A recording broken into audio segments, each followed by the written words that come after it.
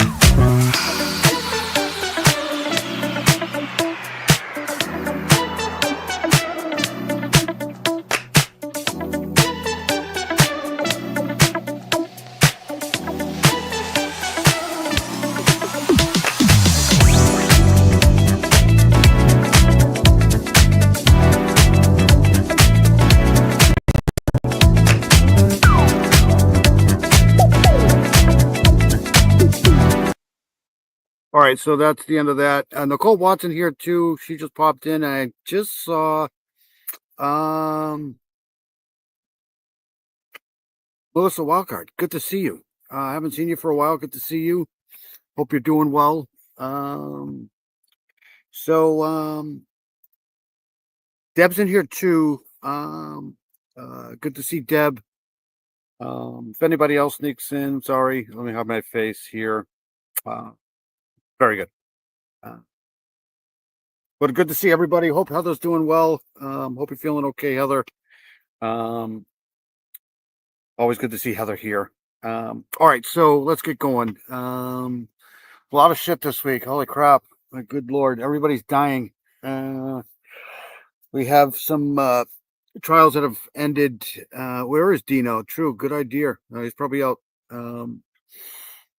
throwing rocks at Shibby's house or something. All right, so let me hold on a second. Let me start off. I do want to play something that I wanted to play last week, but I forgot. But I think it's pretty important. So let me scroll down here and see if I could find that. Give me 2 seconds while I try to find that. Okay.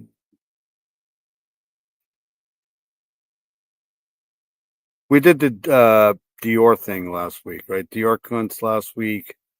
Hold on 1 second. I want to play this here. Give me 2 seconds here.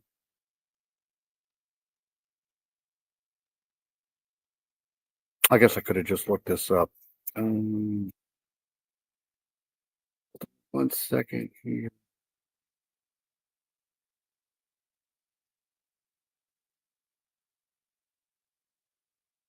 Whoops.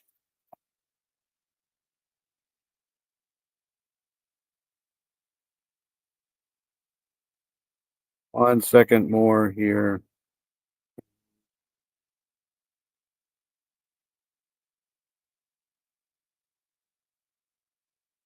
This one right here. Okay. So this happened a couple weeks back. I think this was in hold on, let me play this here. No pressure, Dave. Yeah. We're all waiting for you. um this here so I think this was a couple weeks ago now. 9 days ago. Yep. So this is a little scary here, and I wanted to play this because there's a couple other things here that I wanted to play along with this. They've released a video, and I think they arrested this guy already. Not sure. But they released a video of an attempted kidnapping of a woman outside a St. Augustine, Florida business. 18-year-old Emma Marine was able to fight off her attacker, who is now in custody and is speaking out about the incident for the first time. So this is interesting here. You just got to be careful. There's no such thing as you can't trust anybody these days. So this woman here, this young woman anyway, she did everything that they tell you to do. So here's this here. Like I said, I wanted to play this last week. I just forgot. So sorry about that. So here we go. A terrifying scene in Florida. Police have released video of an attempted kidnapping. This is really freaking scary. Like if you have daughters that are this age, this is a nightmare. This guy just out of the blue here. But the good news is it didn't happen. So outside a St. Augustine business, the young woman was able to fight off her attacker, who is now in custody. And now she's speaking about the incident for the very first time. CBS News correspondent Chanel Call has the story. Has anybody seen this? Has anybody seen this?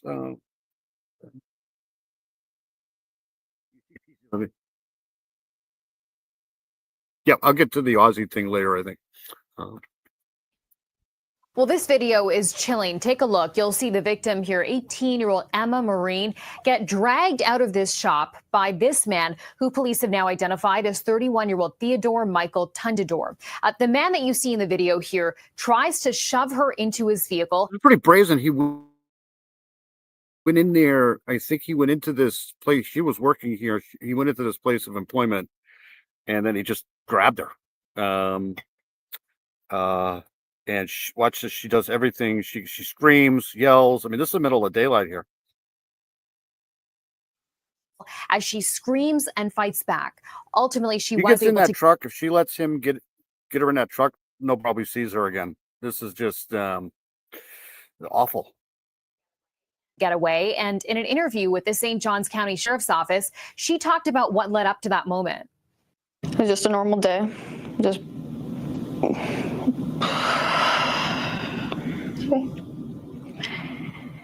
he came in an hour and a half before the incident, and then he just used the bathroom and left. Whenever he came back, he used the bathroom again. He was only in there like 2 minutes. Is that the one in Ticonderoga? Because I'll be going over that one too. Melissa, good to see Melissa in here. I haven't seen. No, she didn't know him at all.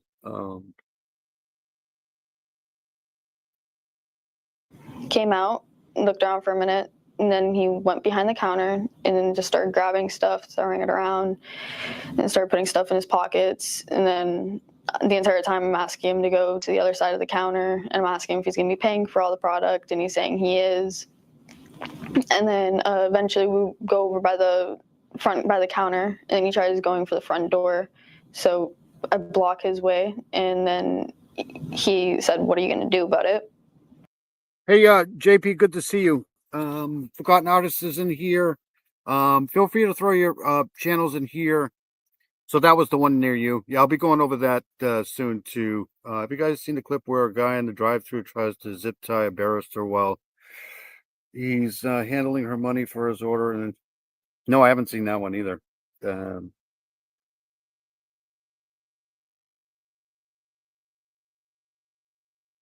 then I sort of froze up a little bit, and then he just pushed me out of the door and put me in a chokehold and dragged me out to the truck and tried shoving me in. Now, 2 weeks later, Maureen says she is still recovering because this was so traumatic. My parents had always taught me that whenever you're in any sort of danger, you always fight back. So, what's your reaction to all the praise and compliments that you're receiving for how you handled the situation? I hope this can show other women and young females like myself that you can fight back, and that it doesn't matter how. She's lucky. I mean, she's really lucky that she was able to get away from this, because could have been a lot different. But according to some of the people that I've listened to about stuff like this here, she did everything perfectly right. So, how small you are. Maureen suffered minor injuries on her wrist and says she's now going to be getting therapy to try to deal with all of this. Guy's a freaking douchebag. Meantime, the suspect, who actually fled the scene but was later found by... You just want to punch his face in. You just literally want to punch him right in the face. I mean, it's somebody's daughter, somebody's just in broad daylight too. This was Florida Fish and Wildlife Conservation officers, was charged with kidnapping, grand theft auto, and robbery. Back to you. Now, Emma also... He'll be out in like 3 weeks. Just sad. Okay, so let's play this one right here.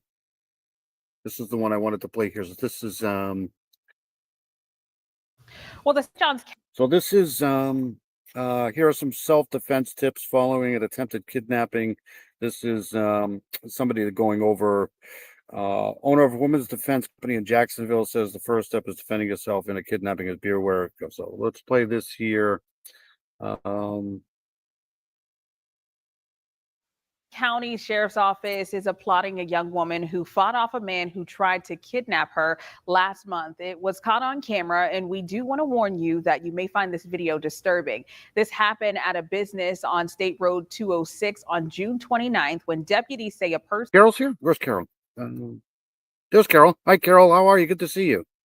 Fur Baby Daddy's here too. Oh, you're welcome. I hope you're doing well, Heather.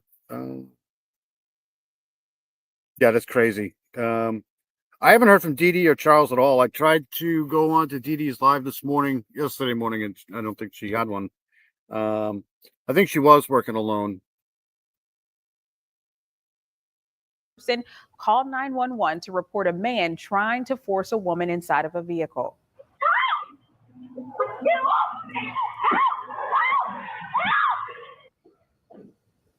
Well, investigators say that might be a little disturbing. Sorry. Sorry. And robbed the business, then dragged that woman who worked there outside of that business. His name is Theodore Tindor. And he was later arrested and charged with kidnapping, robbery, and grand theft auto. So we are joined now by who is the owner of a women's defense company here in Jacksonville. And Chris, thank you so much for joining us here this morning. Absolutely. We do want to talk about this video. It's disturbing. And I was just talking to my co-anchor, Keitha, saying maybe I should take off my heels. But typically, women are wearing heels, or, it's something like this that could just catch you off guard. Sure. So tell me what exactly if you are caught in a situation like this, what should you be thinking of? Yeah, absolutely. And she did an amazing job. She resisted. She was able to get away. So awesome for her. The biggest thing a lot of times when we're dealing with violence is fear. We tell a lot of our students, you know, if we weren't prepared for violence and all of a sudden it happens, it's easy to become overwhelmed with fear. But fear doesn't help us fight. It tends to make us panic. It tends to make us shut down. It tends to make us not fight smarter. So we have to change that. And one of the biggest things we can use to help us deal with a violent situation is getting angry. Yeah. When we're angry and we decide that, hey, I'm not going to be the one that I mean, this is just awful. You know, when you see this stuff here, you just, you know, is victimized, you might be the victim, not me. Everything starts to change. So we actually I mean, there's broad daylight here. People driving by, everything just, you know, have to begin to change roles and decide that we will become the aggressor, not the other way around. So what's the most important self-defense skill that we should take into consideration when you are outside walking to your car or walking to the store? Yeah, absolutely. So teaching the techniques is the fun stuff, but awareness is everything. It's truly 90% of self-defense. You could be the best fighter in the world, but if I didn't have a moment to pick up on something or somebody that made me uncomfortable, then yeah, no, I think that's like that here. I think you have to have two people. I know at like fast food places like Dunkin' Donuts and stuff like that, you have to have two people. There has to be two people on. It can't be just one person. So that's a good point, though, right there. But that's what these people do. They, you know, they attack people who are, you know, kind of vulnerable. And you know, this guy, you know, if he gets her in that truck, like I said, but she did, you know, as far as what I've read about up on stuff like this here, she did everything right. The first thing you do is just scream as loud as you possibly can. They have those little buttons you can push, those panic button things. But she was screaming pretty loud, and nobody seemed to come to her defense here. She was all by herself on this thing here. I didn't have a moment to come up with a plan. So awareness is everything. And it doesn't mean we walk around in life scared. It If I was around here, this guy wouldn't have been standing. I'll tell you that much right now. just means when we're out by ourselves, especially, we want to try to be present. We want to put the distractions away. We want to take everything. And then if something does come out as being unsafe or uncomfortable, I come up with a plan and decide, how am I going to deal with this? All right, so we want to give some tips to folks at home who are watching this. We do have our executive producer, Greg, joining us here this morning to help us out with this demonstration. Walk us through a situation that could possibly happen. Absolutely. So when we're looking back at this video, we see the man put the woman in a headlock, which is common for like an abduction. Stupid. That's freaking hilarious. And I don't know what's going on with all these big trucks, but I saw another one the other night. They all of a sudden have all these lights on their truck, right? They're purple lights, and they literally light up the street as they're driving down it. It's so weird. I just want to stop one of these guys and say, what are you, afraid of the dark or something like that? Do you need all those lights on your truck? There is no such thing as the boogeyman, okay? You don't need that many lights on your truck. Oh, it's just people. Could you imagine if I would have had a truck like that when I was young? I would have gotten the shit kicked out of me. Oh, I think it's funny. And the common reaction is, I want to resist. I don't want to get pulled away. Somebody's taking me somewhere I don't want. If we just fight that resistance, we're in a bad spot because we're fighting somebody else's strength. He's a big guy, so if he puts a headlock on and he pulls me back, all I'm doing is fighting. They got copyright struck again? What the hell is going on with the people?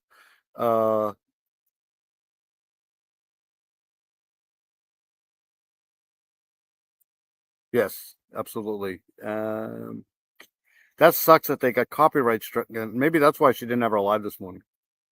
Fighting a strength, that's not a good spot. So if we go back to changing our mindset and deciding that I'm going to become the aggressor, not him, there's things we can do to get into a better position. So for a headlock like this, the first thing I want to do is reach up, grab his arm to take some pressure off my neck.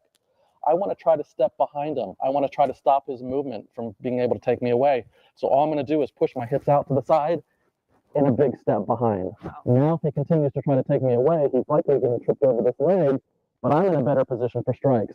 So whether big strikes to the groin, whether it's reaching up and finding things like ears and eyes or the nose, or whether I just want to take him to the ground here, I'm in a much better position. It's harder for him to carry out this attack. Yeah, while this attack is happening, we don't want to mess up your microphone as we're doing it. Greg, thank you so much. Sometimes women become fearful of an incident happening, so they start. What I'm going to try to do is I'm going to try to, after the live, I'm going to try to post some of these things in the description for, yeah. Yeah.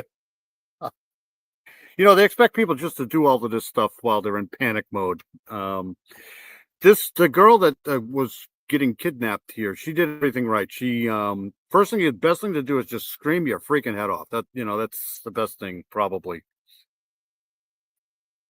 To panic and Sure. those things that what are those typical things that women typically do when they are in a panic mode? Yeah, so when a panic hits, when adrenaline hits, and we, especially if we've never taken a self-defense class before, we don't have options, we shut down. It's fight or flight, but if I can't escape, the body tends to shut down, the mind shuts down.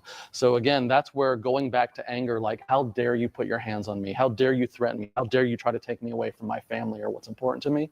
If we can put some of that anger behind, it helps keep the fear pushed off to the side for a little bit, and then we can start focusing on what are the tactical things I need to do to get out of the situation. And some of the biggest mistakes people typically make are being on their phones, having their headphones in, so you're not even paying attention to your surroundings. Sure. Yeah, that's a good point right there, Lisa Joe. That's funny. And, that'd be my luck. Yeah.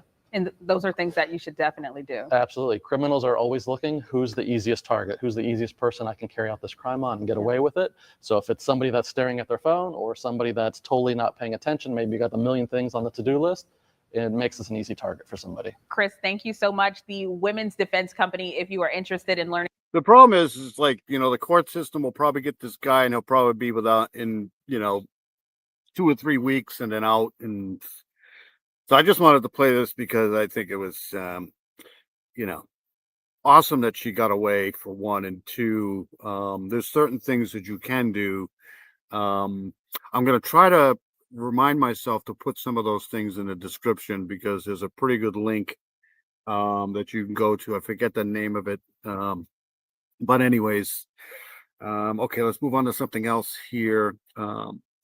Let's do this Walmart thing here, and then we'll move on to, hold on a second here. Here. This happened today, I think. This was today.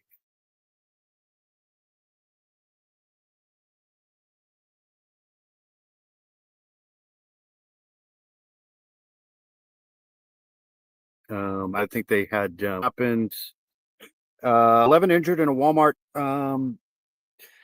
poking incident in Traverse City. Officials say 11 people were injured at a Walmart on Saturday, and that's basically it. So let's check this out here. I'm pretty sure everybody knows about this one already.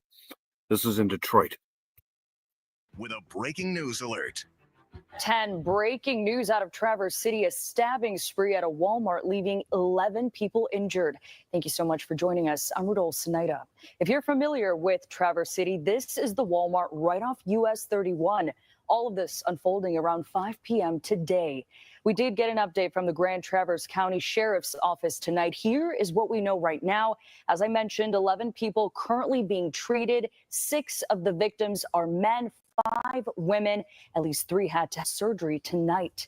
Police have identified the suspect as a 42-year-old man. We're also learning he used a folding knife in this attack. A motive still unclear. Now, as you can imagine, frightening moments for both shoppers and workers inside Walmart. This is the reason why I don't go to Walmart. This is the reason why I don't go anywhere. I hate people. I mean, what would convince somebody to just go out and start stabbing people? I mean, it's just 42-year-old guy, folding knife. Really? Just typical Walmart, I guess. I don't know what to tell you. This world is telling it's crazy. People are nuts. Spoke to one employee over the phone tonight who told me and I shouldn't be laughing because this isn't funny, but it never happened at Kmart's, did it? this happen ever? Kmart's or Montgomery Ward's or Sears? I don't remember this stuff happening. Just Walmart. He and others were running for their lives. I heard just people crying and calling their family like their loved ones. 20-year-old Walmart employee Anna Luke says it was chaos all around Saturday evening. She was inside the Traverse City location when a 42-year-old male suspect began stabbing people inside the store. So I was just at register and all I hear is run. Someone's got a knife as I'm cashing out someone at the register. Police arrived in minutes. And the thing about Walmart is once you're in there, it's almost impossible to get out, right? Because there's just so many freaking people, and there's never enough people at the cash registers. So if you're in line, yeah, good luck. Minutes to a horrifying scene. A Good Samaritan is believed to have helped with the apprehension of the suspect. That's They created these self-checkouts, these things. I still don't know how to work the thing, but they created these self-checkouts so that people could check out their own shit and get out of there. But there's lines in now. It's so weird. There's lines in those things too. It's like, look at all these people. How many people could just go to the same place at the same time? That's what I want to know. suspect confirmed to be a Michigan resident. Coming from Walmart, got stabbed in her right lower back area, and she's also pushed forward and hit her head. She's awake and talking to us. The Grand Traverse County Sheriff Michael Shea said in a press conference that this did appear to be a random attack and would not comment on the mental condition of the suspect, who is in custody. Based on the information that we have at this time, it appears there were random acts, that there was no, the victims were not predetermined. We were just talking about you, Diana. Did you get struck again? Good to see Diana in here. Hope you're well. Yeah, I mean, every time that's why I don't go to Walmart, because every time I go there, it's like you're going to be there for a good hour, even if you're just in there for a couple of items.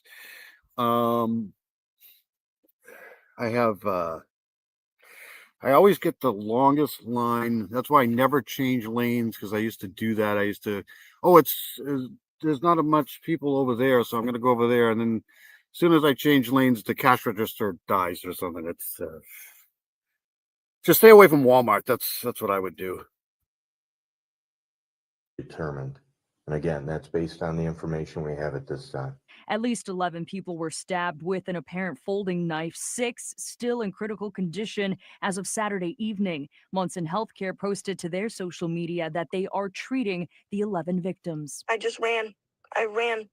Meanwhile, as Anna, who has only been on the job for 2 weeks, and all the other employees ran for their lives, they're not sure how to move forward. All employees were sent home after the incident, and what they had to witness, they don't wish on anyone. All I see is the lady covering her mouth because there was blood on it. I did not see her get stabbed, but I just saw blood coming out of her mouth. The FBI said in a social media post that officials are responding to provide any necessary support, and the investigation continues. We're just trying to work. We're just trying to shop. What is wrong with people? It's so hard to believe.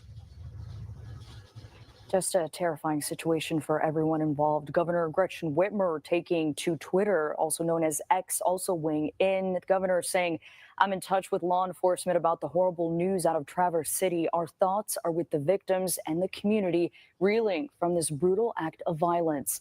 I'm grateful to the first responders for their swift response to apprehend the suspect." Be sure to stay with 7 News Detroit for the latest developments on the Walmart stabbing spree in Traverse City. For up-to-the-minute updates, head to WXYZ.com. So that's your first strike? Oh, good. Okay. Now, somebody said something about you getting struck again, but good. Okay. Good to see you, though. The thing at Walmart to do, stand in the middle of the aisle and talk to your... The only thing I think is worse than Walmart is like a Waffle House at 12 o'clock at night or so. Happy birthday, FPD. It's his birthday? Okay. Happy birthday. I'd sing you happy birthday, but I don't want people booking out of here. All right. Let's do the Elliot Hines thing now. This is such a horrible case. Don't know what's going on here, but I tried getting involved in this yesterday, but they found her. So that's really awful. So let's play this here. I don't know if anybody's been following this here, but she was reported missing. I think it was Sunday. Was it Sunday? And the family went up there and stayed and tried locating her, but unfortunately, this could be very similar to that case a couple years ago, or was it last year, with that kid from Tennessee? Forget his name. Tracy would know his name. And he was also missing. They had Texas Equisearch down there and everything looking for him. Forget his name. The thin kid there.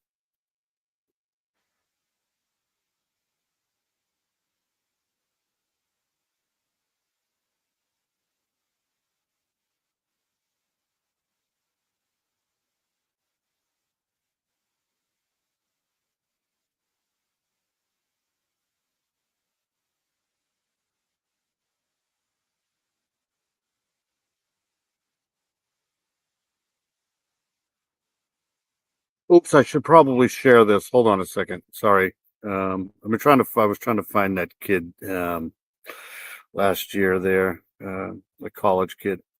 Let me rewind this. Hold on.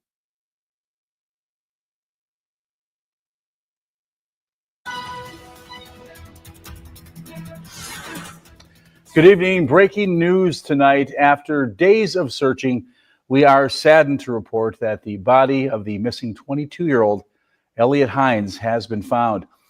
Now, what's the name of that kid? They had him on video. He was walking, left the bar, and then he almost crashed himself into that guardrail. Remember the Jersey barrier? He fell down, and then he was walking by the cop. I forget his name now.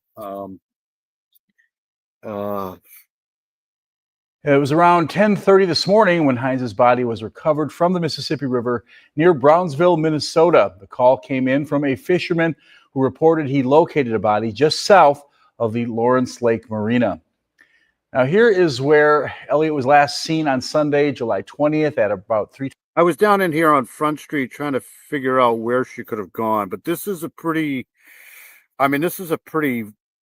busy place around in here. So she was last seen at a bar up in here somewhere. I forget the name of the bar. And then she had walked. She was supposedly last seen somewhere in here.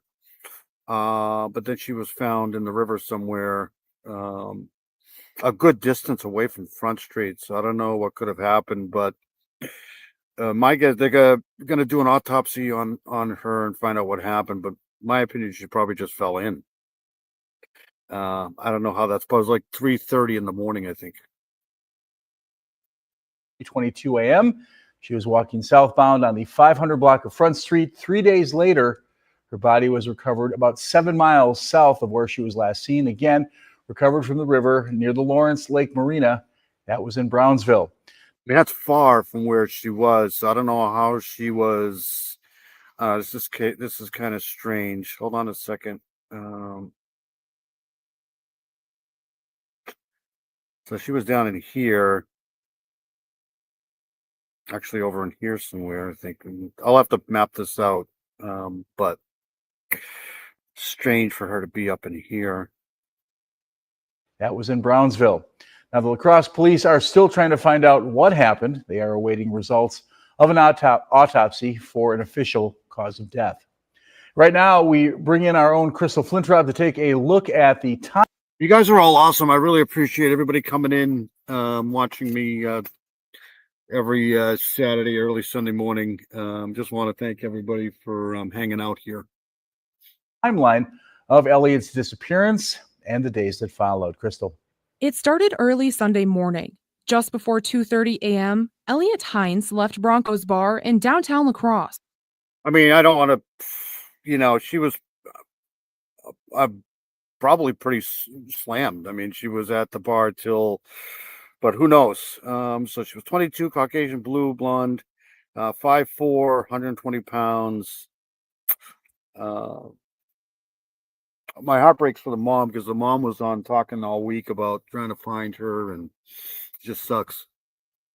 Walking out alone. About an hour later, around 3:22 a.m., surveillance video captured her walking southbound along Front Street near the river. That would be the last confirmed sighting of Elliott. By Sunday afternoon, when she hadn't returned home or answered calls, her family reported her missing and then began organizing search efforts. Flyers were handed out, and social media lit up with people sharing her photo and asking for help. And just want to say thank you to everyone who has come out to help us search for her and then hung up flyers, all the volunteers.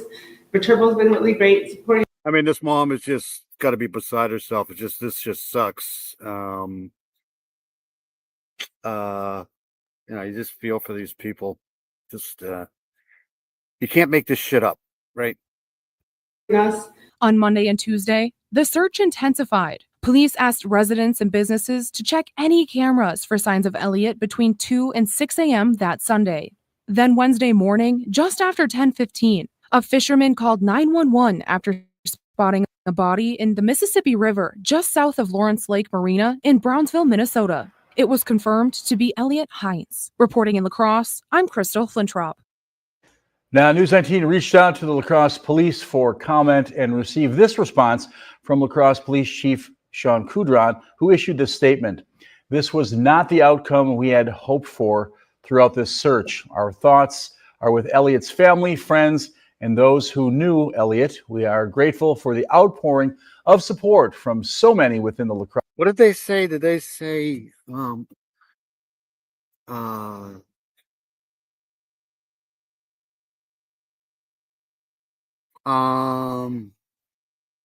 on a second. I want to play.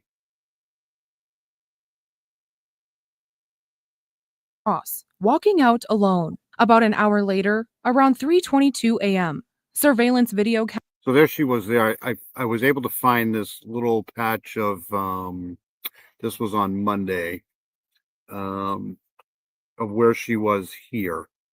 Captured her walking southbound along Front Street near the river. That would be the last confirmed sighting of Elliott. By Sunday afternoon, when she hadn't returned home or answered calls, her family reported her missing and then began organizing search efforts. Flyers were handed out, and social media lit up with people sharing her photo and asking for help. And just want to say thank you to everyone who has come out to help us search for her and then hung up flyers, all the volunteers.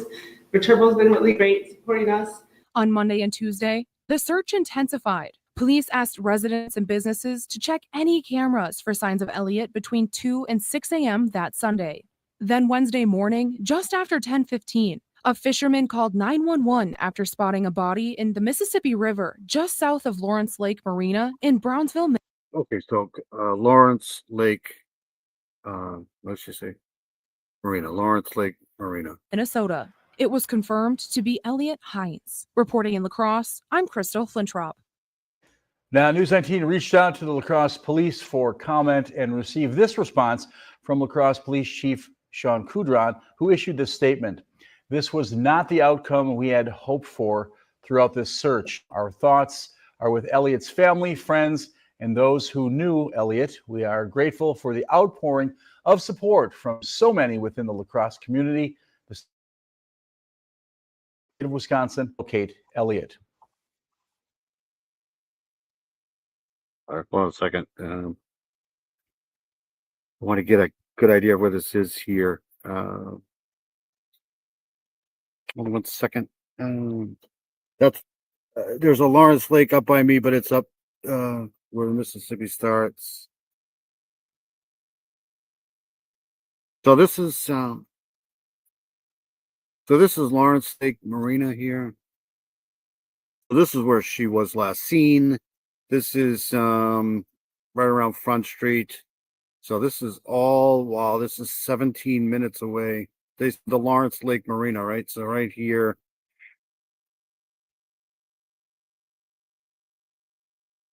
I think that's it anyways. Yes, that's it.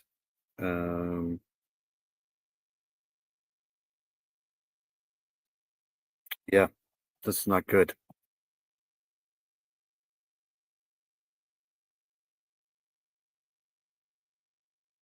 not going to go all the way up here, but oop, I'm going the wrong way. Sorry.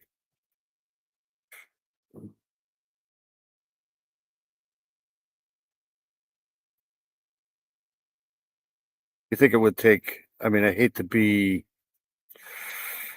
take that long.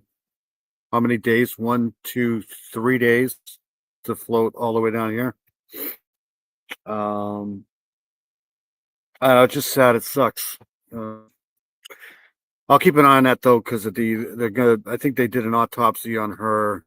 I'm trying to remember the name of that kid that, well, I think it was last year. Remember everybody was down there looking for him. He went to that bar and they said he had like a drink and a half, and then they had video of him stumbling across the road, and then he passed a police officer and nobody saw him after that. Then they found him, forget the name of him. Anyways, I think that's it for that. I'm going to move on to something else now. Like I said,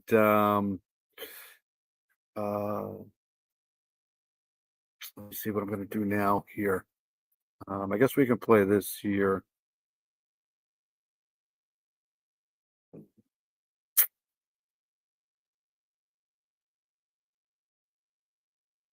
Let's move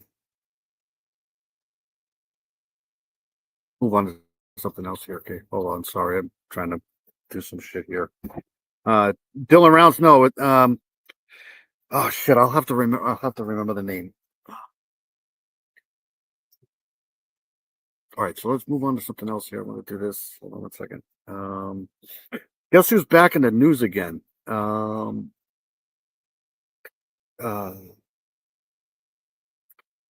right, we'll move on to something else now. Sorry, I'm just trying to get things organized here. We'll do, let's see here. I mean, there's just so many freaking stories going on right now. Let's do this one here. Poor kid, right? This is annoying. I don't know what to make of this here. Hold on a second. This is the 9-year-old here. I wanted to do this today.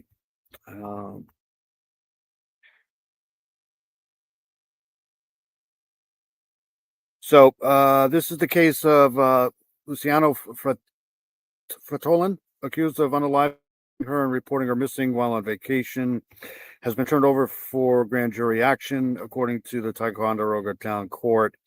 The incident began on the evening of July 19th, so a couple weeks ago, actually a week ago, when Luciano Fratolin reported his daughter, Melina Galanis Fratolin, missing in the Lake George area. Initially, law enforcement reported that the young girl was seen around 7:40 p.m. in a white van, right? There's always a white van on I-87 southbound. I don't know what this is, southbound near exit 22. However, subsequent reports revised the time to 9:40. They had an Amber Alert, which was good. Police said the 9-year-old Montreal girl was believed to be in imminent danger. So they were from Montreal or living in Montreal.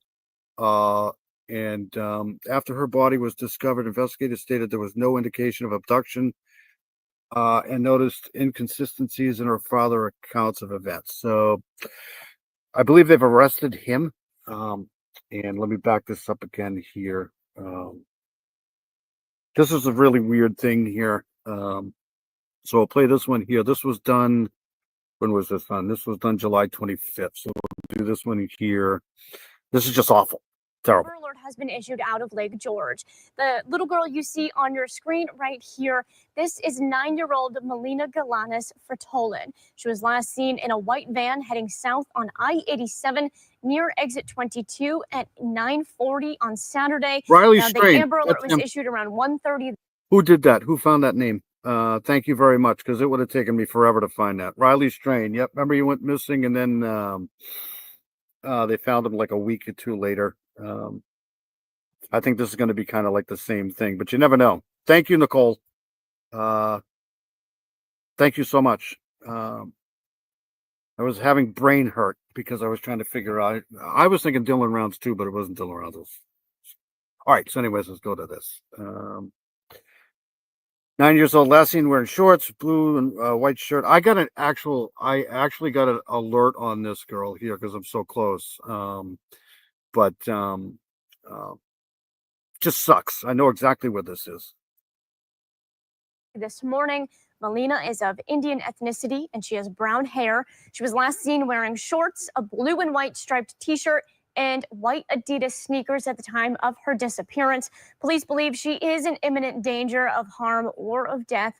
And if you have any information, you're urged to call police at the number on your screen or dial 911. New York State police say Melina Galanes Fertolin, the 9-year-old at the center of an intensive search, has been found dead in Ticonderoga.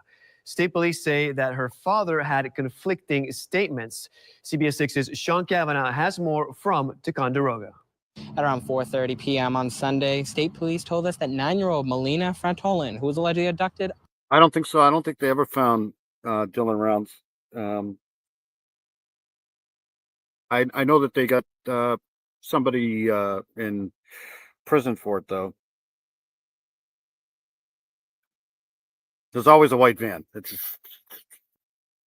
It seems like a true crime thing. White car or white van. On Saturday night, was found dead in Ticonderoga. Police say that there's no indication an abduction occurred and that there's no threat to the public. But they did say that the father's story is inconclusive and the investigation is ongoing. CBS 6's Laura Jemet spent the morning in Essex County where Melina's body was found. It's about a 45-minute drive, 47 miles from where police said she was last seen on Saturday. Laura has what we know about Luciano Fertolin, charged with murdering his daughter.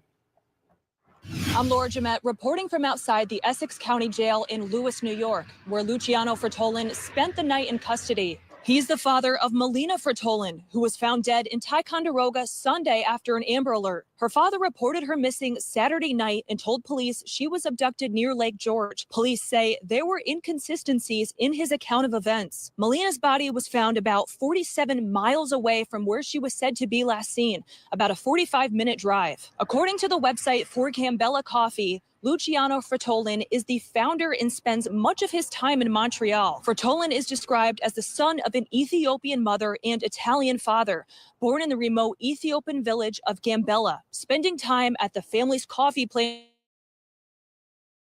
there and in Milan. In a biography, Fertolin calls Melina the light of... It just sucks. This is just awful.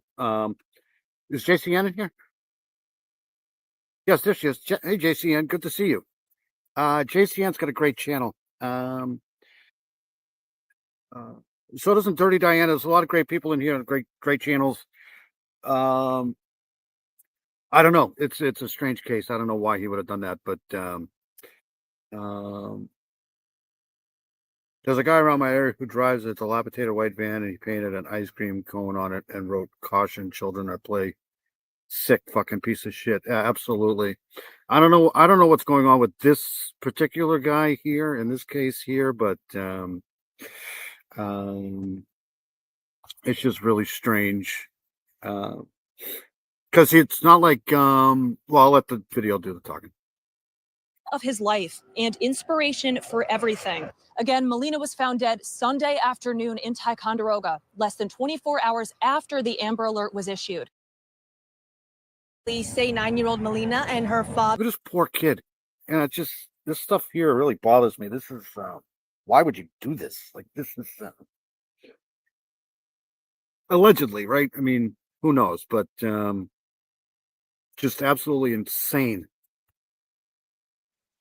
Luciano Fertolin were seen on surveillance footage here in Saratoga Springs. They were seen on surveillance footage at an undisclosed business around 5:30 p.m. Saturday, July 19th. Now, roughly an hour later, Melina was on the phone with her mother, telling her that they were on their way back to Canada. But less than 4 hours later, her father reported her missing. But police believe that that report was just part of a cover-up. From smiling family photos to video clips of trips and vacations. Stuff here just you know, when you cover stuff like this, you wonder why you're in true crime. This is really awful. This is terrible stuff, man. vacations. These are the videos we found on social media of Luciano Fertolin. To anyone looking in, Fertolin seemed like a doting father to his 9-year-old daughter, Melina. He had no criminal record, no history of violence. July 11th, 2025, Mr. Fertolin and Melina, both residents of Montreal, Quebec, legally entered the United States for the purpose of a vacation. They are expected to return to Canada on Sunday, July 20th, at which time Melina would be returned to the custody of her mother in Montreal. But the two never made it back to Canada. The 45-year-old is currently behind bars, accused of killing his daughter on their last day of vacation. The suspect has been charged with murder in the second degree and concealment of human corpse. Police say Melina was seen alive and well with her father around 5:30 p.m. Saturday, July 19th in Saratoga Springs. An hour later, the 9-year-old spoke with her mother. But less than 4 hours later, Fertolin reported his daughter missing out of Lake George, claiming she was last seen in a white van.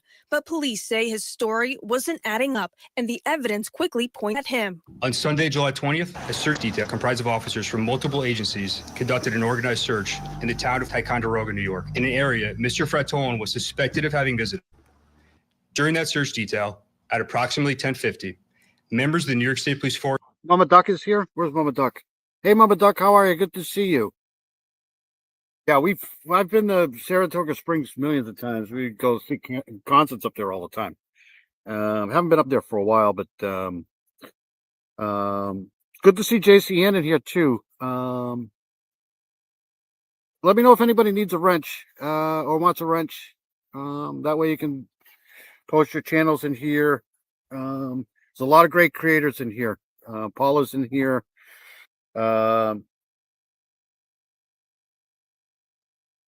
Dirty Diana's in here.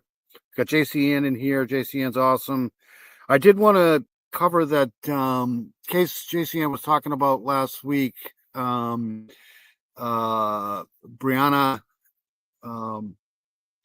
But I'm gonna have to push that off until next week. I'm planning on going up there at some point within the next couple of weeks, anyways. So to Burlington, Vermont. You live in Saratoga? Saratoga's an awesome, any town up there in upstate New York is awesome. I love it up there. I haven't been up there in a while, but I've been drunk in Saratoga millions of times. Too many times I can remember. But it was good drunk. You know, it was last band I saw up there, I think it was Dave Matthews. Forest rangers located Melina deceased in the shallow portion of a pond. Police allege that sometime between 7:40 and 9:12 Saturday night, the 45-year-old killed his daughter, placed her body under a log in a wooded area off State Route 74 in Ticonderoga, then drove to Lake George to report her missing. You hate Saratoga. You hate Saratoga. That's like, that's too funny. Okay. All right. I'll give you a wrench there. Give me 2 seconds. The motive is still under investigation. Though Melina's mother and her father have been estranged for several years, her mother told police that she had no reason to believe Melina was in any danger while with her father. It was the morning after 9-year-old Melina Fertolin was reported missing by her father. A Lake George hotel employee notices something strange in their flower bed. They found a tablet in that flower bed. 7:30 in the morning, people dump stuff all over the place on a Saturday night in Lake George, so no one really thought much about it, and she hadn't known about the Amber Alert at that point. It was right here in this corner part of this flower bed where the owner of this hotel said the tablet was found. And it stood out because it's not the kind of thing you typically see lying on the ground. And so for those who are kind of new to the channel, I give everybody wrenches in here because let me know if that worked. FPD.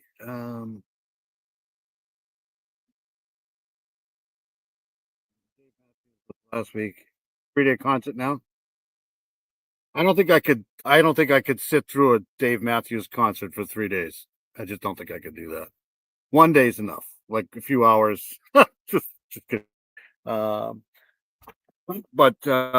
back to the wrench thing. I give people wrenches because if they have channels, I don't mind promoting other channels here, especially good ones. So that's why I give wrenches out, so that if if people have channels in here, they can throw them in the chat. I know that Amy G is good too. Amy G's got a great channel. I think I might have missed her live yesterday. I'm not sure. But there's a lot of good creators. I know that Skits is usually in here too. Oh, you're welcome. Given its position near the road here, he says it's easy to imagine someone tossing it out a moving car. What's more is that this is the area where police say her father reported. This is around the area where I think it was last year or 2 years ago, where that guy kidnapped that girl in the and then he had her in the trailer behind his mom's house, and he sent a ransom note to the parents. They actually found her, the girl, alive. I forget the guy's name. Her missing. She plugged in the tablet, and the first photograph looked very much like the missing girl. At the time she was missing. We didn't know that she was deceased. So I ran over to the hotel. We looked at a couple other pictures, and it looked shocking. We love Heather here. Heather's an amazing person. We got our GoFundMe account scrolling across the bottom here. Did they end up having that second thing for you? Not sure. I know I showed up and nobody was on yet. But great creators in here, great people.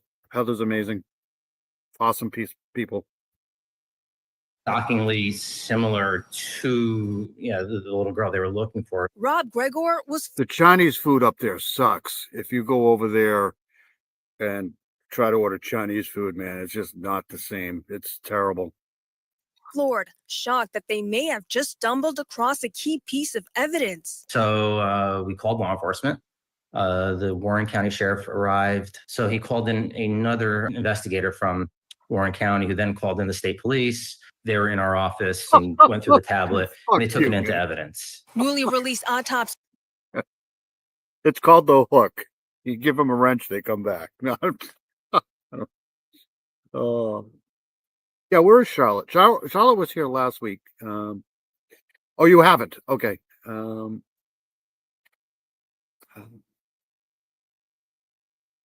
Egg roll is my favorite Chinese restaurant. Where is it? I know the Chinese food over there in upstate New York is terrible. Awful. Results confirm she died from asphyxia due to drowning. The manner of death, homicide. Police say digital clues helped lead them to Ticonderoga, where Melina's body was found. Now, so she died from drowning, asphyxia. So I don't know. I'm not gonna fry this guy already, but they seem to think he did this. So as authorities continue to look into the case, a small community who didn't even know her personally coming together tonight to honor Melina's memory. CBS 6's Sean Kavanaugh joins us in Ticonderoga. Tonight was a night of reflection and remembrance for 9-year-old Melina Fratolin, with lit candles in a community that wanted to make sure she is not forgotten. Heavenly Father, tonight we come together as a community, hearts united in grief, compassion, and love. A large crowd of people gathered in Percy Thompson Bicentennial Park for a candlelight vigil with candles in their hands and broken hearts. The organizer, Bridget Cruz, spoke of power in the community to rally behind a girl that didn't deserve to die. And Zero Cool is here. Hey, Zero, good to see you. Yeah, he's terrible. Shibby Dave said a few. I did. Good to see. Yeah, this guy. Isn't from the area. One family took the short drive from Glens Falls to make sure Melina is honored and never forgotten. They even decided to leave a homemade cross where Melina was found. I have kids. And it's sad to know that the father would do this to this innocent 9-year-old girl. See, I'm not willing to castrate this guy already. I mean, I'm just going to wait to see some of the evidence come out first, but it's not looking good. But who knows? And with people with kids, I love my kids, and I would do anything for this little girl. And I'm here tonight for her memory. And if this is going to be her resting place where he left her, this is going to be her community now. She will be one of us. I will be her protector. Today, state police were seen combing through a key stretch of the Northway. Where's Dino? Hope Dino's all right. Usually Dino's in here. Hope he's good. Tied to the case. CBS 6's Brianna Sapardi reports now with what they're looking for. What started as a search for a missing child is now a murder case that's left a 9-year-old dead, her father charged, and investigators searching for answers. So this Farrow Lake Wilderness. This is a beautiful part of the country up here. I mean, it's where people go around here for vacation. You know, it's just great up there. So Tolan has been charged with murder in connection to his daughter Melina's death. The 9-year-old was found dead in Ticonderoga on Sunday after her father reported her missing out of Lake George the night before. For hours Wednesday morning, state police were seen combing the roadside on the Northway between exits. where's Charles Manson tonight?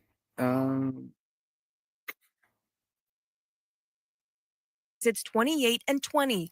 They haven't confirmed the search is connected to the case, but the location and timing strongly suggest it. Just a day earlier, state police issued a public plea for help, asking anyone with video of Fertolin's great. Hold on, I want to see that for a second. Hold on 1 second, I missed it. As part of the continuing investigation, New York State Police are asking for the public's help in gathering information, additional video evidence, or eyewitness accounts of the vehicle the pair traveled in from July 11th to July 19th. Issued a public plea for help, asking anyone with 2024 Prius. Well, that's the problem right there. video of Fertolin's gray Toyota Prius or eyewitness information from that section of road the night of July 19th to come forward. This is so stupid. Have you seen this vehicle? There's probably thousands of them. I'm standing on a pedestrian bridge overlooking the Northway just south of exit 22. We know this is a critical area in this investigation. Police say this is the area where her father. Would these be necessary in a like a reporter thing? I mean, I don't think I've ever seen women wearing earrings like this in a I mean, they're okay, I guess. They just seem weird to be wearing something like this. I don't know. Father reported her missing. Now investigators believe that is no You might be hypnotized watching these for too long, right? longer true, and that this location was just part of a cover-up. Investigators believe the two were traveling in this stretch of highway the night she was killed. So this morning, state troopers were seen all throughout this highway searching for possible evidence tied to that trip. Her father, Luciano Fertolin, remains in custody. He's no longer expected to appear in court this week, but the case has since been turned. Going ballroom dancing. What? Where do they find these people, right? Miranda's here. Hey, Miranda, how are you?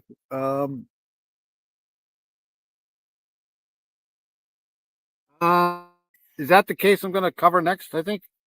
Two brothers missing in Tennessee. They went ginseng hunting and never returned, missing for 4 years. I think I actually may be covering that next.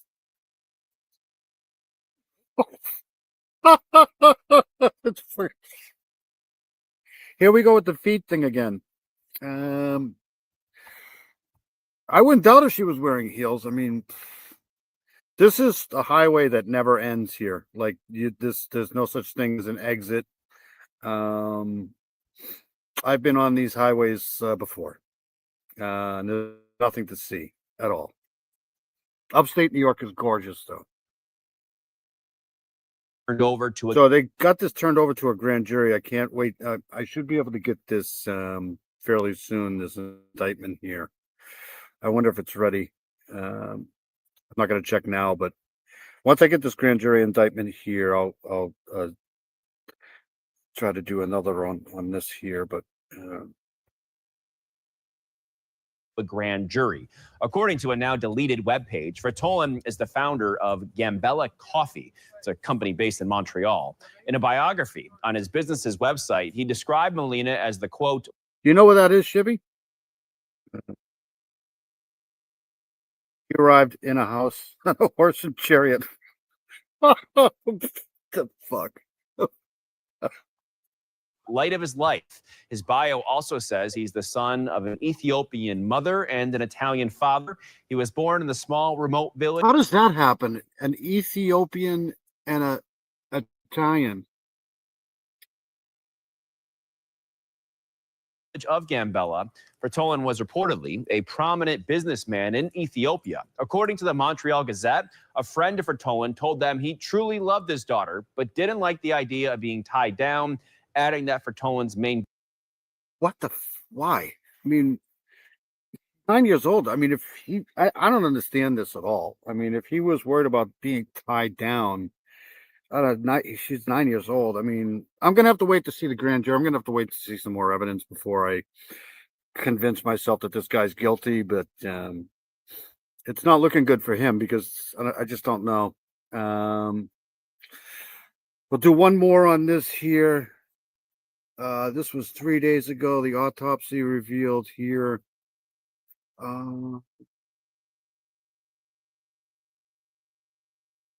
Yeah, this one right there. And we go to that breaking news now. CBS 6 is now learning the cause of death for 9-year-old Melina Fratolin. According to Glenn... West Side Crime Show is here. Good to see you. Do we really have to explain it, Dave? Probably not. I'll figure it out eventually. The mom was hot or the dad was rich. Yep, that's what I'm thinking.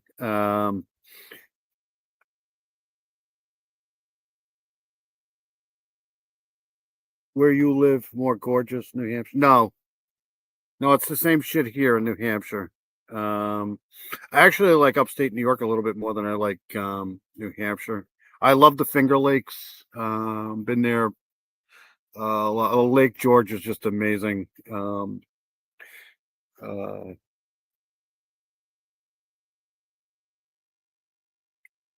Glens Falls Hospital, she died by drowning. State police are sharing these photos of the vehicle they say the pair were in, a 2024 gray Toyota Prius. They're asking for the public's help tracking down any video or witnesses who saw this vehicle between July 11th and July 19th, particularly the night of the 19th near I. So they're ruling this a homicide. Doctor conducted an autopsy. I'm not even going to try to pronounce that. At Glen Falls Hospital, preliminary results indicate the cause of death was asphyxia due to drowning, so she drowned. And a minute of death, homicide. I don't understand why. The final determination report are pending for the laboratory testing. So the final determination and report are pending. This was done on the 23rd. So.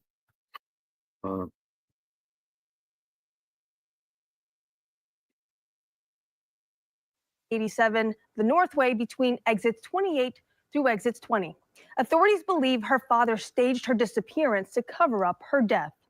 And happening tonight, the death of 9-year-old Melina Fratolin has touched many people around the capital region, even though they have never met her. Police believe she died Saturday at the hands of her father. What's the matter with Miranda?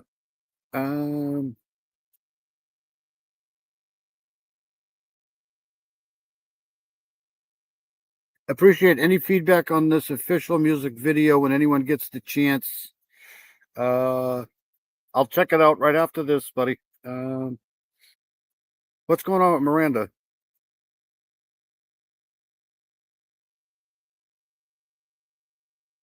Having surgery? Why are you having surgery?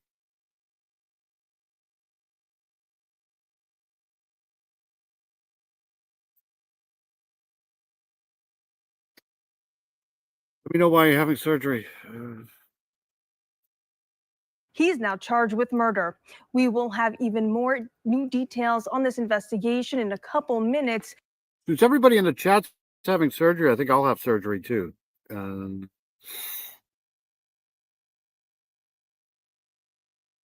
But first, let's go live now to Sean Kavanaugh. He's in Ticonderoga This guy again, Mr. Pleasant. right now, where a vigil will be held for the little girl. Sean. That's right, Bree. In just 2 hours, people in the community will be gathering here at Percy Thompson Bicentennial Park in Ticonderoga for a candlelight vigil in honor of 9-year-old girl. They need to give this guy like a shot of caffeine before he reports on anything. Is my opinion. Melina Fratolin, whose life was taken far too soon. Now, the organizer for this candlelight vigil was Bridget Cruz. When she saw the Amber Alert early Sunday morning, she struggled to sleep for the rest of the night. As the news of Melina Fratolin's passing and her father's arrest, she knew she had to do something to ensure Melina's fire did not go out. So she organized this candlelight vigil and announced it on Facebook, and it was shared over 600 times. CBS 6 asked, Okay, Miranda. Thank you. I hope you feel better. Yeah, this guy's horrible. I don't know where they get these reporters, man. It's Cruz why she would hold a memorial for a girl that she didn't know. We've all mourned a child that we don't even know. You know, a lot of us are parents, and when that happened, you can't imagine if thinking your child's being taken. A life taken too short needs to be remembered, and if this is going to be her eternal rest in place, then we're going to love her as her own and carry on her light. This candlelight vigil will be happening at 8 p.m. I think the mom lives in Canada. And there will be candles provided, and everybody is welcome to come light a candle for Melina. Reporting live in Ticonderoga, Sean Kavanaugh, CBS 6 News. It's Peggy O. Good to see Peggy O. I stopped by Southern Tea tonight too. She's got a great channel too. I had a facelift. Now my bangs are on top of my forehead.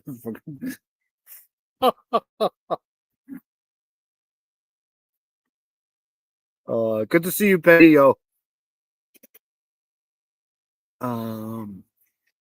Tell Hebby to stop cutting them so short. All right, so that's. I'll keep an eye on this here. I'll try to get that grand jury indictment if they indict him. As soon as they. Hold on a second. One more.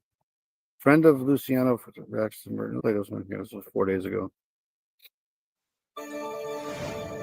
It was an absolute surprise. There was nothing that hinted that this man could be violent or do something to his daughter in all the time that we've known him here. All new on this Tuesday morning, a Canadian friend of Luciano Fratolin reacting to the news of his arrest. Fratolin is behind bars here in New York State, accused of murdering his own 9-year-old daughter while the two were on vacation here in upstate New York. Now the wait continues for the autopsy results in a tragedy that is. JP's a great musician. He's got stuff. I suggest checking out his channel over there. I think it's under a new name now. I think he put it in a channel here, a chat here a while back.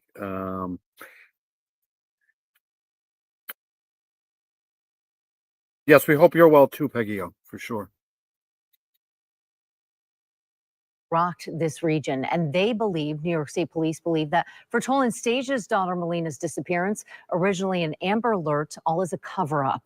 Police were called or led to believe Melina was abducted Saturday in Lake George and heading southbound in a white van. On Sunday, she was found 47 miles in the opposite direction. Police searching in Ticonderoga had suspected that the father made a visit to the town. He's 47 miles away. Does that even make mathematical sense? He's now charged with second-degree murder and concealment of a human corpse.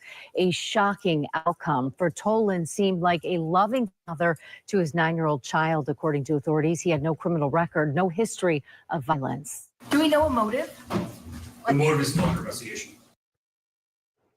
New York State police say the father and daughter were living in Canada. The alleged murder happened on the last day of their vacation when So the father and daughter were living she in was Canada. scheduled to return home. Here's a timeline of the clues gathered so far. State Okay, so 5:30 p.m. Saturday, father and daughter seen. police say around 5:30 on Saturday, the pair were seen on surveillance footage near an undisclosed business in Saratoga Springs. About an hour later, state authorities say 9-year-old Melina was on the phone with the mom, telling her they were headed back to Canada. Police believe sometime between So they were headed north. So hold on. Okay. Saratoga Springs. Hold on a second. Saratoga Springs.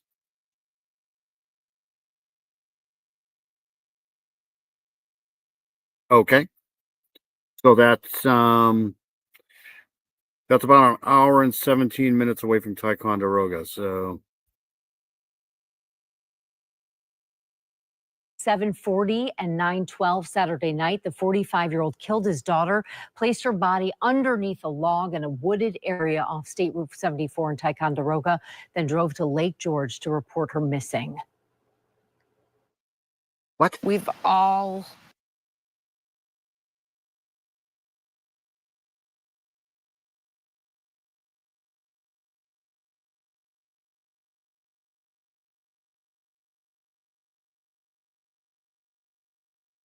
that doesn't make sense. Does that make sense to you? Ticonderoga, Lake George.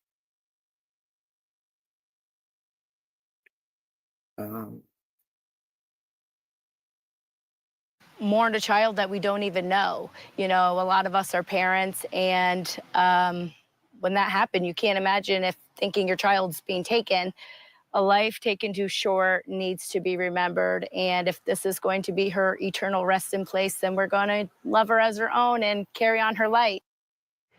Anyone with any Do you think it's possible that he found out that she was biologically not his? All right, man. Good to see you. Like I said, the Forgotten Artist is awesome. He's got great music. Truly like the stuff.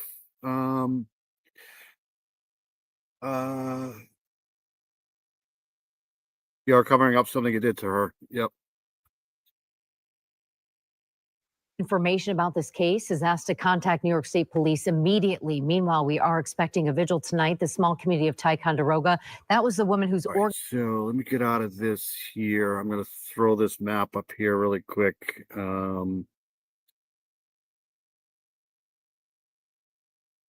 Something doesn't make sense about this case here. So this is kind of the like 2 hours, 103 miles between Ticonderoga here, Lake George, and then Saratoga Springs. So this is quite the distance.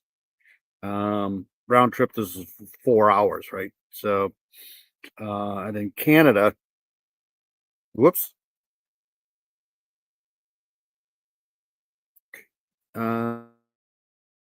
Montreal, can I add a destination here? Yes. Montreal.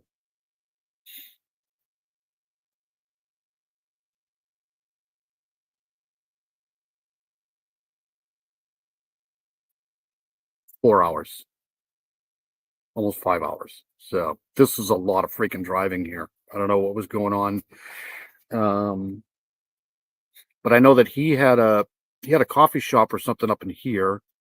So he must have lived in Montreal, and the mother must have lived somewhere in here. I don't know. It's just really confusing. I'll have to, I don't know. I'll have to go over this whole case thing here. But like I said, yeah, kind of. It's just really weird. All right, let's go to this douchebag and then get this out of the way. You're in Mississauga, okay, 15 minutes west of Toronto. Okay, so you're out there. All right, so let's do this here. And I was going to do a poll on this here. How many people feel like this should have gone to trial? So this is the story of Brian Koberger. And this was Vinny. They did this a day ago. Vinny investigates guest host Julia Janae, takes a deep dive into the case, including the details about the crime scene. This is going to be probably pretty disturbing, so, but I'm pretty sure everybody's heard this before. I feel like this was a horrible slap in the face to some of the families, in my opinion. I think this should have gone to a trial. I think that the prosecution caved in this. So here we go. Welcome to Vinnie Politan Investigates. I'm Julia Janae, filling in for Vinnie Politan tonight.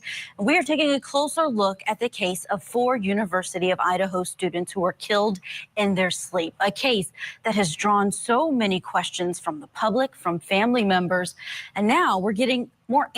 Peggy O's got a channel too. Did I know that?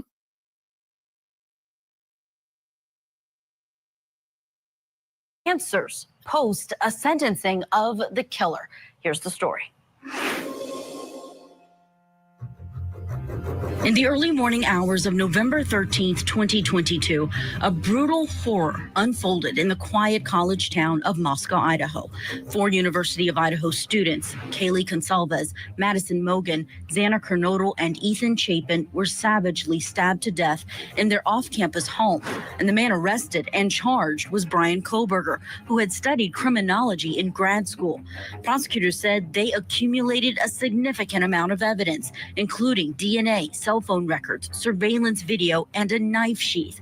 Prosecutors wanted the death penalty, but ultimately, in a move that shocked many, they reached a deal with Koberger, a deal that kept capital punishment off the table, sparing the life of this quadruple murderer. At his sentencing hearing, family members of the victims didn't hold back, bearing their grief, pain, and disgust with the defendant. Just hours after Koberger's multiple life sentences were made official, investigators released a mountain of information, new insight into how the atrocity played out and what they learned about Koberger's movements. The family members of those 4 students, they've been asking for questions from the very beginning. And some have even reported that they weren't kept abreast of some of the things that were happening behind the scenes. But now we do have more. And that's after we had an emotional sentencing hearing with all of those family and friends in one place. Here's a listen back to 2 of those surviving roommates, plus the father of one of the victims. I was so frantic that morning and scared to death, not knowing what had happened. And when I made the 911 call, I couldn't even get out the words. That was the worst day of my life. Xana was 1 in a million. She was the life of the party, but she was also the kindest and funniest person I knew. Kaylee had the most beautiful, radiant smile. She was so kind, but also one of the funniest people I've ever known. I really believed that she could have ruled the world if she wanted to, and she would have been America's sweetheart. Ethan was the sweetest, most genuine guy. He was always smiling and always making other people smile too. Maddie was not only one of my best friends, but she was the older sister I would have always wanted. He is a hollow vessel, something less than human. We're done being victims. This guy doesn't care. He just don't care. You know, I know these impact statements are good for the people who are, you know, speaking them, but, you know.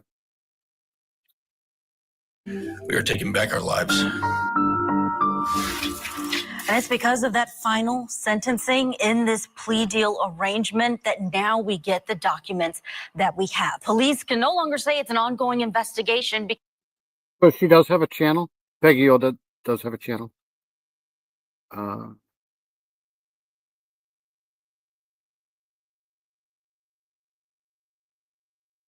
because now it is fully closed. So what do these new documents reveal? And that gets us to the first question in our investigation. What are we learning about the crime scene? And let's bring in our guests. Our panel is going to... I do know one thing, that according to Olivia Goncalves had the best victim impact. I'm going to play that, I think.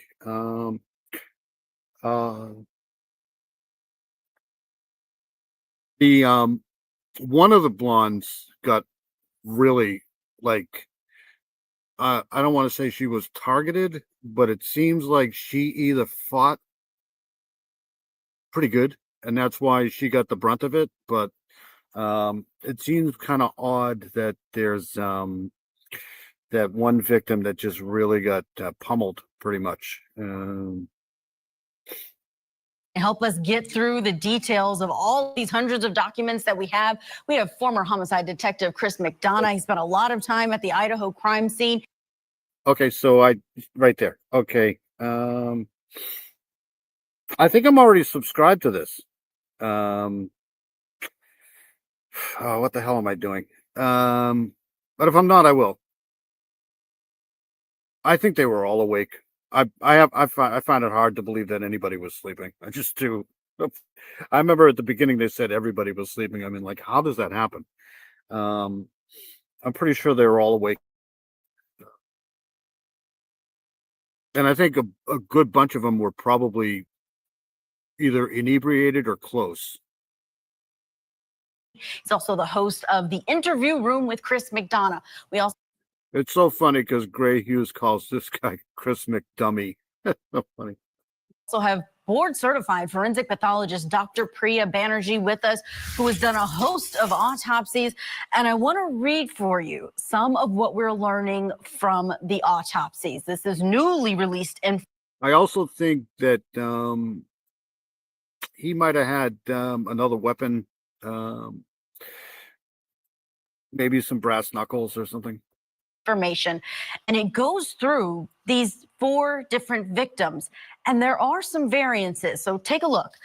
We've got first Ethan Chapin, and it said that his fatal injury was a stab wound under his left clavicle. The wound severed his jugular vein, his subclavian artery, and Chapin only had sharp force injuries. That's noted. Xana Kernodle, her fatal injuries were a laceration in the right lung and heart. She had over 50 stab wounds. So, I mean, in my opinion, these 2 people just got unalive because they were there, right? Mostly defensive. She had only sharp force injuries. And then moving to Madison Mogen, fatal injuries for her were lacerations to her left lung and liver. She had only sharp force injuries. Kaylee Goncalves, over 20. So this is the disturbing part. Sorry, triggering part. 20 plus wounds, right? This was excessive, in my opinion. Because if you look at the other 3, sharp force injuries, asphyxial injuries. Does that mean that she was strangled? Blunt force injuries to the face, right? Fatal injuries, including lacerations in the left lung and liver, subdural bleed, stabs behind her clavicle. That, yeah, this is overkill here. Now, either because she was fighting back or Any stab wounds, sharp force injuries, asphyxial injuries, blunt force injuries. Fatal injuries included lacerations in left lung and liver, subdural bleeds. Did I download this yet? Did I download the I don't know if I've downloaded any of these yet. I mean, this looks like a lot, right? He took a lot of time with her. Stab behind her clavicle that cut her subclavian vein and artery. Dr. Banerjee, hearing all of this, what's standing out to you now that we have the autopsy? Just heartbreaking. I listened to the parents yesterday, and as a parent myself, who wants to hear this detailed? I hope it provides closure. Mud with It's a brick. extremely violent. Why are you going to get mugged with a brick? That's classic. Even Pepsi is Coke. Unfortunately, I can't drink Pepsi or Coke anymore. But if I'm not subbed to Peggy O, then I will do so shortly here. Any stabbing is up close and personal, but you know these kids fought back. You know, when we say defensive wounds, that can be anywhere. Usually we look at the hands, the forearms, sometimes even the legs. So, you know, that's not getting up easily. These are healthy kids who are just in their bedrooms. And you can see that all of them bled to death, you know, because of the injuries to either big blood vessels like arteries or veins, or the heart, the liver, the lungs. So unfortunately, that's not instantaneous. And that's what breaks my heart the most, is that it'll be seconds to minutes, but it's not going to be instant. So, you know, I hope that the stress of it, they bled out quickly and didn't feel a lot of pain. Chris, what are you seeing when you look at this crime scene? And I want to read something from one of the police reports from an investigating officer who was first on scene. He said that Kaylee's face was completely disfigured and stabbed several times, and he was unable to comprehend exactly what he was looking at while trying to discern the nature of these injuries. And it just highlighted that he couldn't even recognize the victim. Your thoughts there? There was a discarded black backpack in the backyard. I'm going to have to download this stuff here.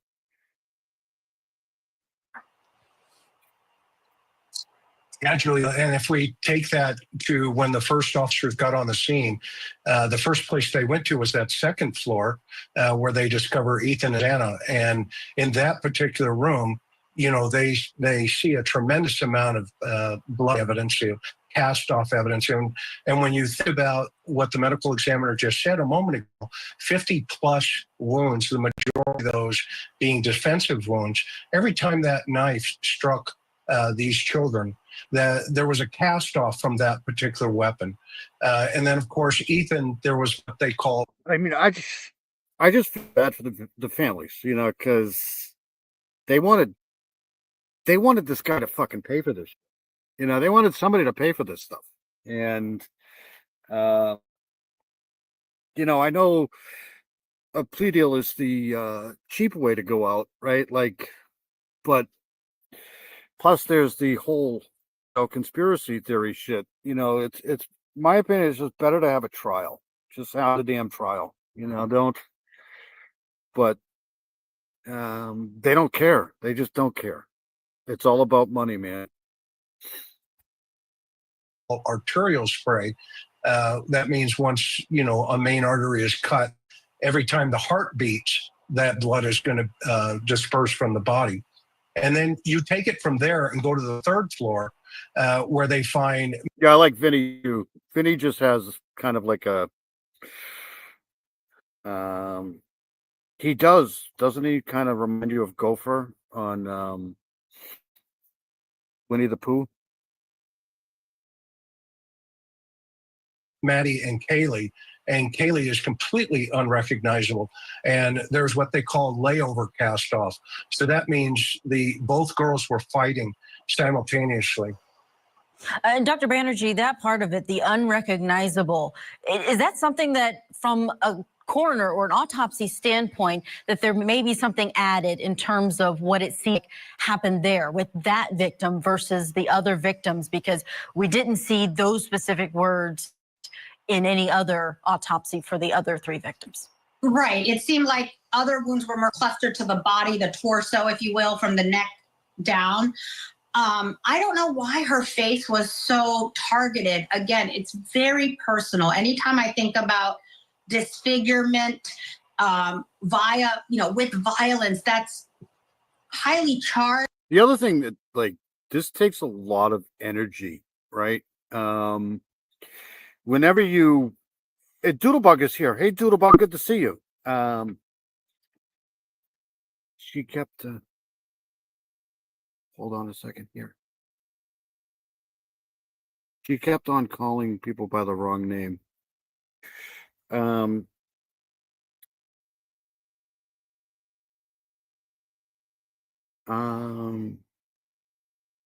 was I just saying? Doodlebug's got a channel too. I've been trying to catch a lot of Doodlebug stuff, especially on the missing. What was I just going to say? I was going to say something. When you poke somebody 20 times like that, it takes a lot of energy. So I don't know why this person would have done that to just one person, unless, of course, they were trying to fight back. But I haven't seen any evidence that, you know, personally, I haven't seen any evidence that she had defensive wounds, but she might have. So maybe that's why. And very personal, very antagonistic. So I don't know if she just fought back. Like I said, I haven't read the actual documents yet, so that's probably why. Maybe there is. I don't know. Back more, or he had a vendetta against her. Specifically, you know, I think that gets to the underlying. If this guy did it, which I think he did, about 80% with Brian Kohlberger, he must have stalked these girls. This I don't understand, you know, how he could just out of the blue, unless he, you know, was buying pot somewhere around there or had a friend around there, just noticed them. I don't know. Just seems strange. But in my opinion, he must have been, and I go all the way back saying he probably was in that house before. You never know. Motive that to me is unclear, but nonetheless, if she even screamed back at him and said, you know, nasty things, potentially that's a way of, you know, getting her to not speak, really get at, you know, her person. You know, it's not just a other part of her body that's substantive to who she is. Yeah, it's revealing so much. And I do want to ask you, Chris, about another portion of the police report, if we can put that back up on the screen. And this is, again, that initial responding officer saying that they were assigned to hold security at the rear slider door of this apartment, this building. And this was the alleged. This rear slider door is very important, in my opinion. Point of entry of the suspect. And they observed very large footprints in the snow. This happened in November of 2022. They used a tape measure, and the shoe size measured approximately 13.5 to 14 inches. The footstep went to and from the rear slider door. I observed the trail of footsteps head away from the slider and then turn right around a stump in the backyard and lead towards the front of the house. There was also a discarded black backpack in the backyard. Chris, what's standing out to you? Well, you know, there's two things. One, obviously, that backpack is extremely interesting. You know, we don't know if that was what we would call a kill kit, potentially. I haven't seen documentation that would, you know, point that out exactly. But so that's a speculation. But it does potentially give us a direction of travel. Because remember, Dylan, one of the eyewitnesses, sees the subject leave that back patio door. And so it could be related to the suspect. But at this point, the documents aren't necessarily clear enough telling us that's exactly what was taking place. Yeah, the documents answer some questions and then they create more. Dr. Banerjee and Chris McDonald, stand by. We do have a lot more. See, the problem with this crime scene is, you know, they didn't get there until 11 o'clock. When did they actually get there? And there were people going in and out of that house. So the crime scene itself was, you know, not perfect. So the FBI case analysis team probably looked into the cell phone history. Yep, for sure. And that's why I got to download this stuff here because, you know, they had people going in and out of that house. So, and there was a lot of time between, you know, 4:20, 4:30 and the time police actually got on the scene. So things could have been done. You never know. Or to get to. Here's what's coming up next. We're going to take a look at how did police investigate Kohlberger's alibi. that much. The matriarch master. The wrong police officers, the wrong community. You tried to break our community apart. You tried to plant fear. You tried to divide us. You failed. Instead, your actions have united everyone in their disgust for you. I just learned from these lead investigators, to their shock, they worked in an investigation and actually worked with Pennsylvania police officers and the federal FBI. I don't know. I don't know if they found anything in. That's what I'm saying. They probably there's a lot of time between the actual unalivings and the time the cops got there. So people could have done anything to get rid of any type of drugs, any type of whatever between the time, you know. So who knows? But I'm pretty sure the actual crime scene was, you know, wrecked. To be honest with you, I'm surprised they found anything. You united everyone. Everyone was united after you. Because, like I said, in my opinion, I think this guy's fairly guilty. I'm about 70-80% with this guy here. And if this guy did do it, he was on a this guy here was on a mission. And, you know, my opinion here is this guy is very similar to kind of like a Ted Bundy kind of guy. This guy here is a serious SKer in the making here. And he was smart. You know, he was very smart, and he almost got away with the perfect unaliving. If he doesn't, you know, make a couple of mistakes, which most guys do,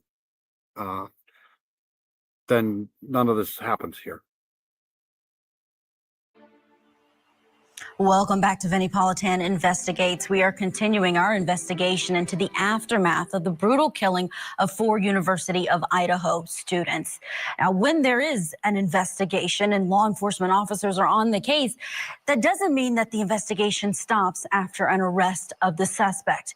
We know Bryan Kohberger was taken into custody at the end of 2022, but these investigators had to continue with this case, mainly because it's at that point that a defense team goes to work and they start looking into whether there are alternate theories or alternate suspects. And there was an example of that with Bryan Kohberger's defense in 2024. Are you going to be driving around lighting up the road, brother? It's Mino Dino. All we want to know, Dino, is where you put the bodies. That's all we care about. Yeah, I'm pretty sure he's guilty too. I would have liked to see a trial though. But you know, he's if you're expecting to see any type of remorse out of this guy, it's just not going to happen. In my opinion, it looked in court, and I haven't seen the whole thing yet, but in court it looked like he was in his own awe. Like the more people talked, the more he was, you know, on a high. This is the only way he gets any satisfaction or anything out of life is this stuff right here. He's not there. No empathy whatsoever.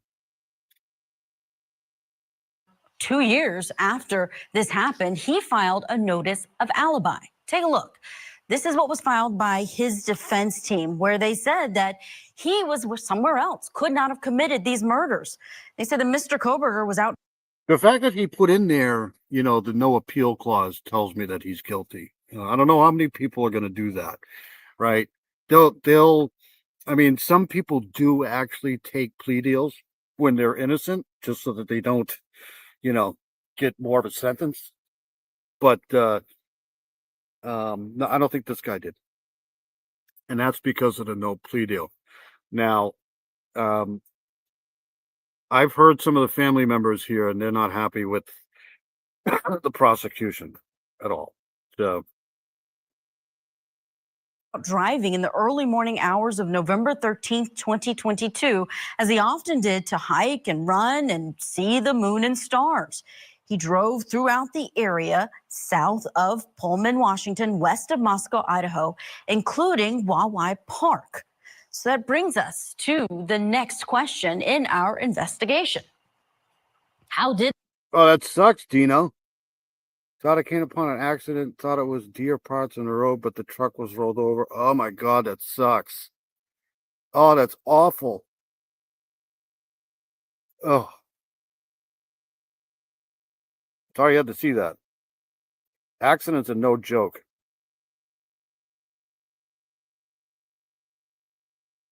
Free dinner and a new bumper.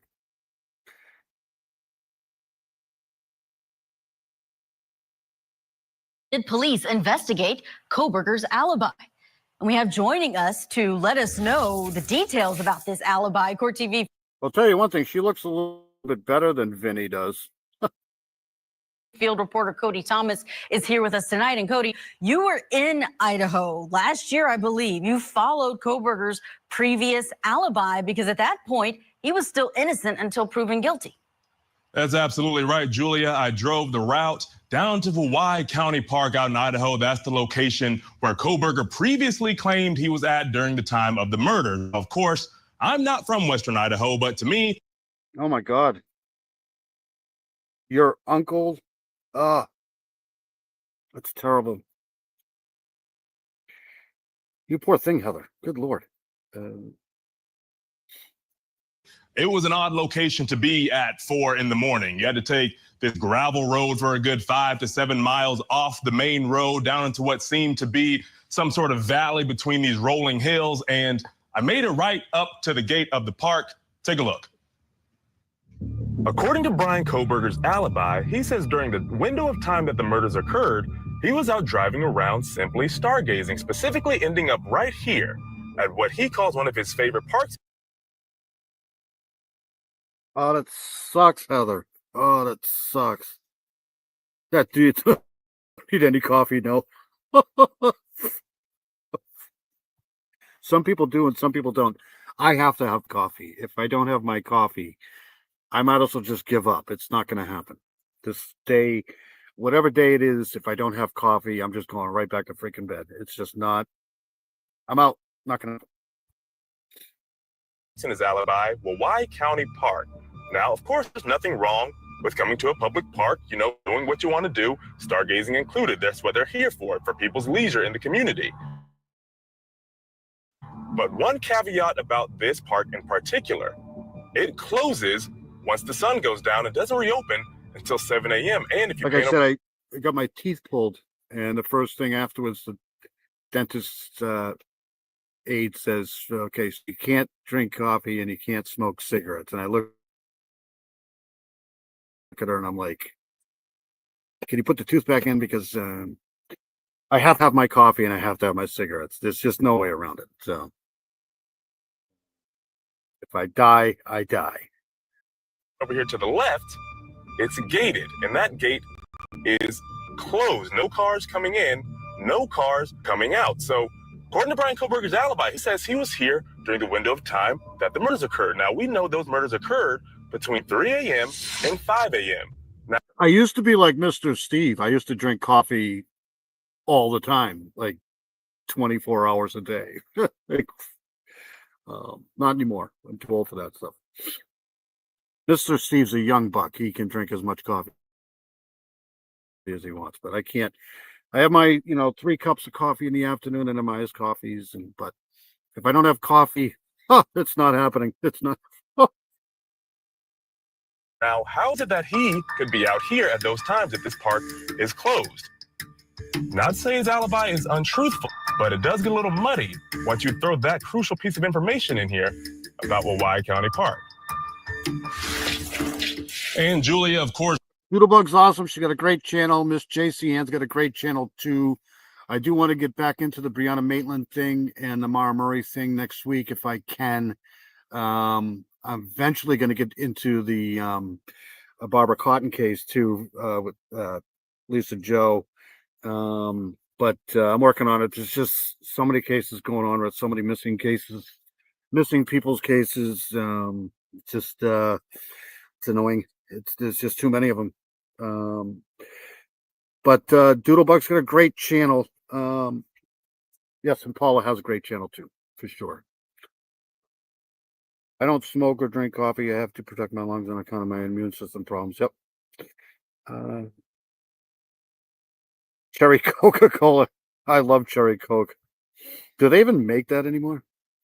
We now know that this alibi was all made up, with Kohberger now being a convicted killer of those 4 Idaho students. But also, in this massive dump of newly released documents that we've been looking through related to the case, police say in July of 2024, I got to have these documents somewhere. Newly released. When did they release them last? So I must have downloaded them. I probably got them somewhere. Accessed the National Oceanic and Atmospheric Administration's website and confirmed down to the exact time on the day of the murders between 4 and 4:25 in the morning that it was overcast with lots of cloud cover. So he could not have been stargazing in the first place. And Julia, also, we now know from the documents that in December of 2024, police spoke with a park ranger from Wauwai County Park. Now, this ranger was asked whether they'd seen a white Elantra, Kohberger's car, around the time of the homicides 2 years prior. According to the documents, that ranger did not recall anything suspicious, and he said that he typically closed the gate to the park at night, but did not lock it. Now, the documents also state that no security cameras that were present could help them with the investigation, Julia. Cody Thomas, thank you for that report. Let's bring in our panel of guests to help us break this. Yeah, Paul is awesome. Paul is amazing. She always reminds me to go live. Sometimes I forget to the last second. Blackberry Dr. Pepper is good. I love Dr. Pepper for sure. If I had my choice, though, it'd be root beer. I love root beer or cream soda. This down. We have retired FBI agent Stuart Fillmore with us and journalist Howard Bloom. He's also the author of When the Night Comes Falling, a requiem for the Idaho student murders, out now paperback with a brand new afterword. Stuart, let me start with you. We're talking about what happens 2 years after the arrest of Bryan Kohberger, after these homicides. What's the challenge when you are a detective and you get this filing by the defense that hadn't come out at any point before that? Yeah, one of the things would be you're going to try to look for surveillance cameras, and we know that that's one of the things that play them at the scene of the crime, or very near there, leaving at 4:20. But so that's one of the things. But unfortunately, if you have that time lag, a lot of that footage is going to be gone. I think they were able to actually locate him on a few cameras coming back into Pullman. But that would be the one thing that jumps out to me that would be a real impediment getting the information that late. Yeah, how often, and follow up, Stuart, how often does that happen, that even years into an investigation, the defense team files something and it causes police to have to go scrambling to see if they can debunk it or see if it has any credibility? Well, it's not going to be that uncommon because the defense is, creative might be the word, thinking of things that they can, weaknesses in the case. And so I wouldn't be that surprised that kind of stuff happens. And surely, you as an investigator, you want to get to the ultimate truth of everything. So, you're going to run down everything you can, no matter when it comes in. Howard, what's your take on how they investigated this particular alibi? Well, Corporal Brett Payne said early on in the investigation, what caught his attention was the fact that Kohberger's phone was turned off. It was turned off at, I think, 2:46 to 4:28, just the times when the murders occurred. And that was, in a way, like the Sherlock Holmes story of the dog that didn't bark. And that Payne said that this was an indication to him that Kohberger was up to something. He purposely turned off his phone just at the time when the murders occurred. They presented this alibi to the court, and Judge Hippler said, this is not an alibi. This was the weakest link in the case. This is when I think the defense realized they were really up against it because they took a 9-month period to put together this alibi. They had their client in jail. If they had something that was valid, they'd been screaming it from the rooftops from day one. But this is the best they could come up with. It was, it just had no future. All right, so I want to get out of this one here. I do want to play this one because I think this is important. This is the one I wanted to play here. Okay, so this is the impact statement from the sister here, Kaylee's sister, Olivia Gonzalez. And this is one of those impact statements that you want to see because I mean, she really laid into him. I don't know what difference it made, but I think it helped her more than it helped him. But this was classic right here. So this is the statement during the sentencing from her. Kaylee's sister. Hello, I'd like to start by thanking the court for allowing me the time and opportunity to speak today. My name is Olivia, and I'm the big sister of Kaylee Gonzalez, and I was blessed to love Madison Mogen as a sister too. I'm not here today to speak in grief. I'm here to speak in truth. Because the truth is, my sister Kaylee and her best friend Maddie were not yours to take. They were not yours to stay, to stalk, or to silence. They were two pieces of a whole, the perfect yin and yang.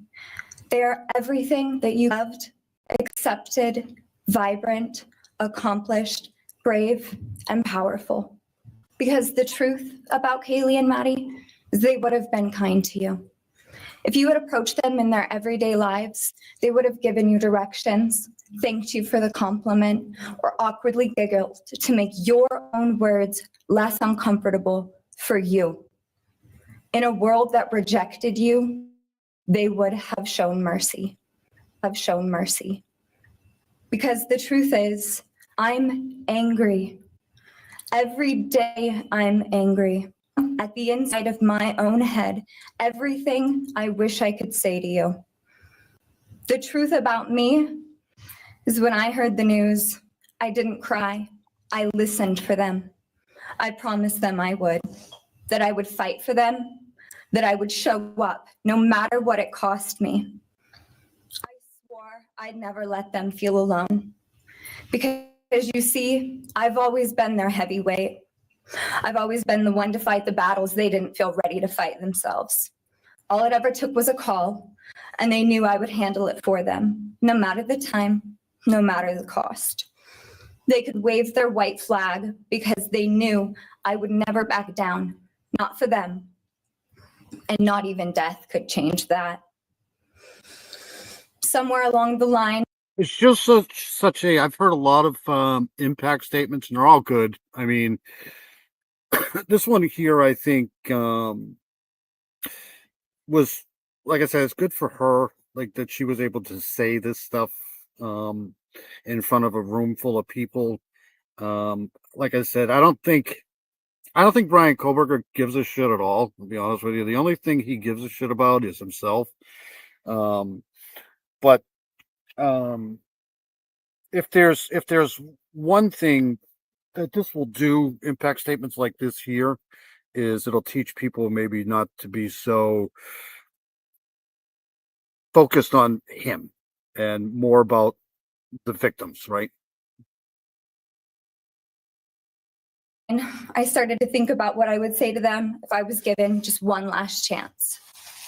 If I could gather enough heartbreak or love or sacrifice or whatever it took to get just one message across, what would I say?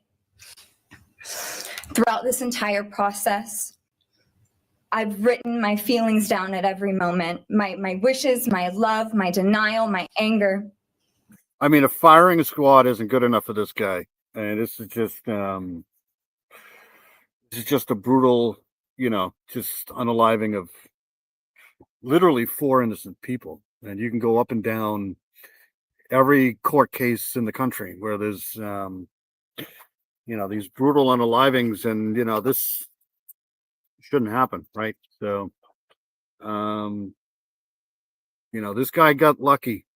He got a prosecution that didn't feel like dragging this through the courts and costing taxpayers, thousands and thousands and thousands of dollars. So they caved. Everybody's upset with this guy right here. And I don't blame them, especially the families. And there's a lot of people out there saying, well, they should have, put some sort of a clause in there where he had to, Brian Kohlberger had to explain how it all happened and why it all happened. But, I agree with the judge, kind of, like, who's going to believe this fucking guy anyways? He's a piece of shit. He's just a terrible human being. And as one final act of love, I'd planned to read these thoughts, even jarring and discombobulating and not even making sense. Because for me, that was true love. As bare and as naked as it could be, not laced in pretty words or dressed for the occasion, but written through bleary eyes at 2 a.m. with clenched fists, angry at this reality. My true final act of love was to continue on without them, for them. Like, I'll never forget the BTK courtroom drama with him in there. I mean, Dennis Rader was like on top of the world and explaining how he did all the things and that he was so superior than anybody else. And I mean, it's sick to your stomach listening to this shit, right? It's like, guy's a killer. It's just, I mean, Dennis Rader was in his glory talking about how he killed all of these people. Like, who the fuck wants to hear that? Just ask the guy. A dream to read aloud my love to them, to bring meaning through pain. What they should do was the latest blow is donate this guy's brain to science when it's over. And realizing you don't deserve it. And Kaylee and Maddie don't need it. Kaylee and Maddie have always known my love, and they would never ask me to prove it by further victimizing myself to a defendant who has shown no guilt, no remorse, no apprehension. They would say to me, why would you give the satisfaction of showing vulnerability now? You promised you would never back down. And for that clarity, I'm thankful. Plus, it causes more controversy, in my opinion. I mean, that's why they have courts. That's why they have a justice system, is to make sure that, you have a trial, you go through the process, right? I mean, you're still going to have that regardless, but just have a trial. I'll just let the jury decide, my opinion. I won't stand here and give you what you want. I won't offer you tears trembling. Disappointments like you thrive on pain, on fear, and on the illusion of power. And I won't feed your beast. Instead, I will call you what you are. Sociopath, psychopath, murderer. I will ask the questions that reverberate violently in my own head, so loudly that I can't think straight most any day. Some of these might be familiar, so sit up straight when I talk to you. How was your life right before you murdered my sisters? Did you prepare for the crime before leaving your apartment? Please detail what you were thinking and feeling at this time. Why did you choose my sisters? Before making your move, did you approach my sisters? Detail what you were thinking and feeling. Before leaving their home, is there anything else you did? How does it feel to know the only thing you failed more miserably at than being a murderer is trying to be a rapper? Did you recently start shaving or manually pulling out your eyebrows? Why November 13th? Did you truly think your Amazon purchase was untraceable because you used a gift card? How do you find it enjoyable to stargaze with such a severe case of visual snow? Where is the murder weapon? The clothes you wore that night? What did you bring into the house with you? What was the second weapon you used on Kaylee?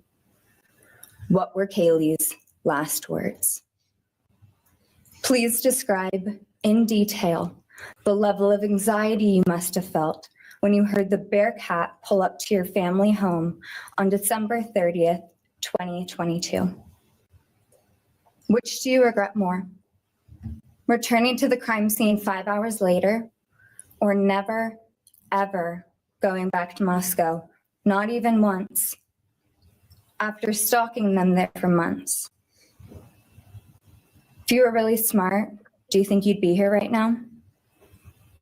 What's it like needing this much attention just to feel real? You're terrified of being ordinary, aren't you?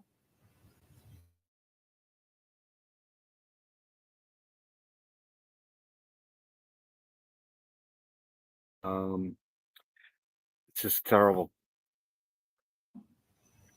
Or exactly what you always feared? Nothing. If you're so powerful, then why are you still hiding, defendant? You see, I'm here today as me. But for you, let's try to take off your mask. Puck Elf is here. Good to see Puck Elf.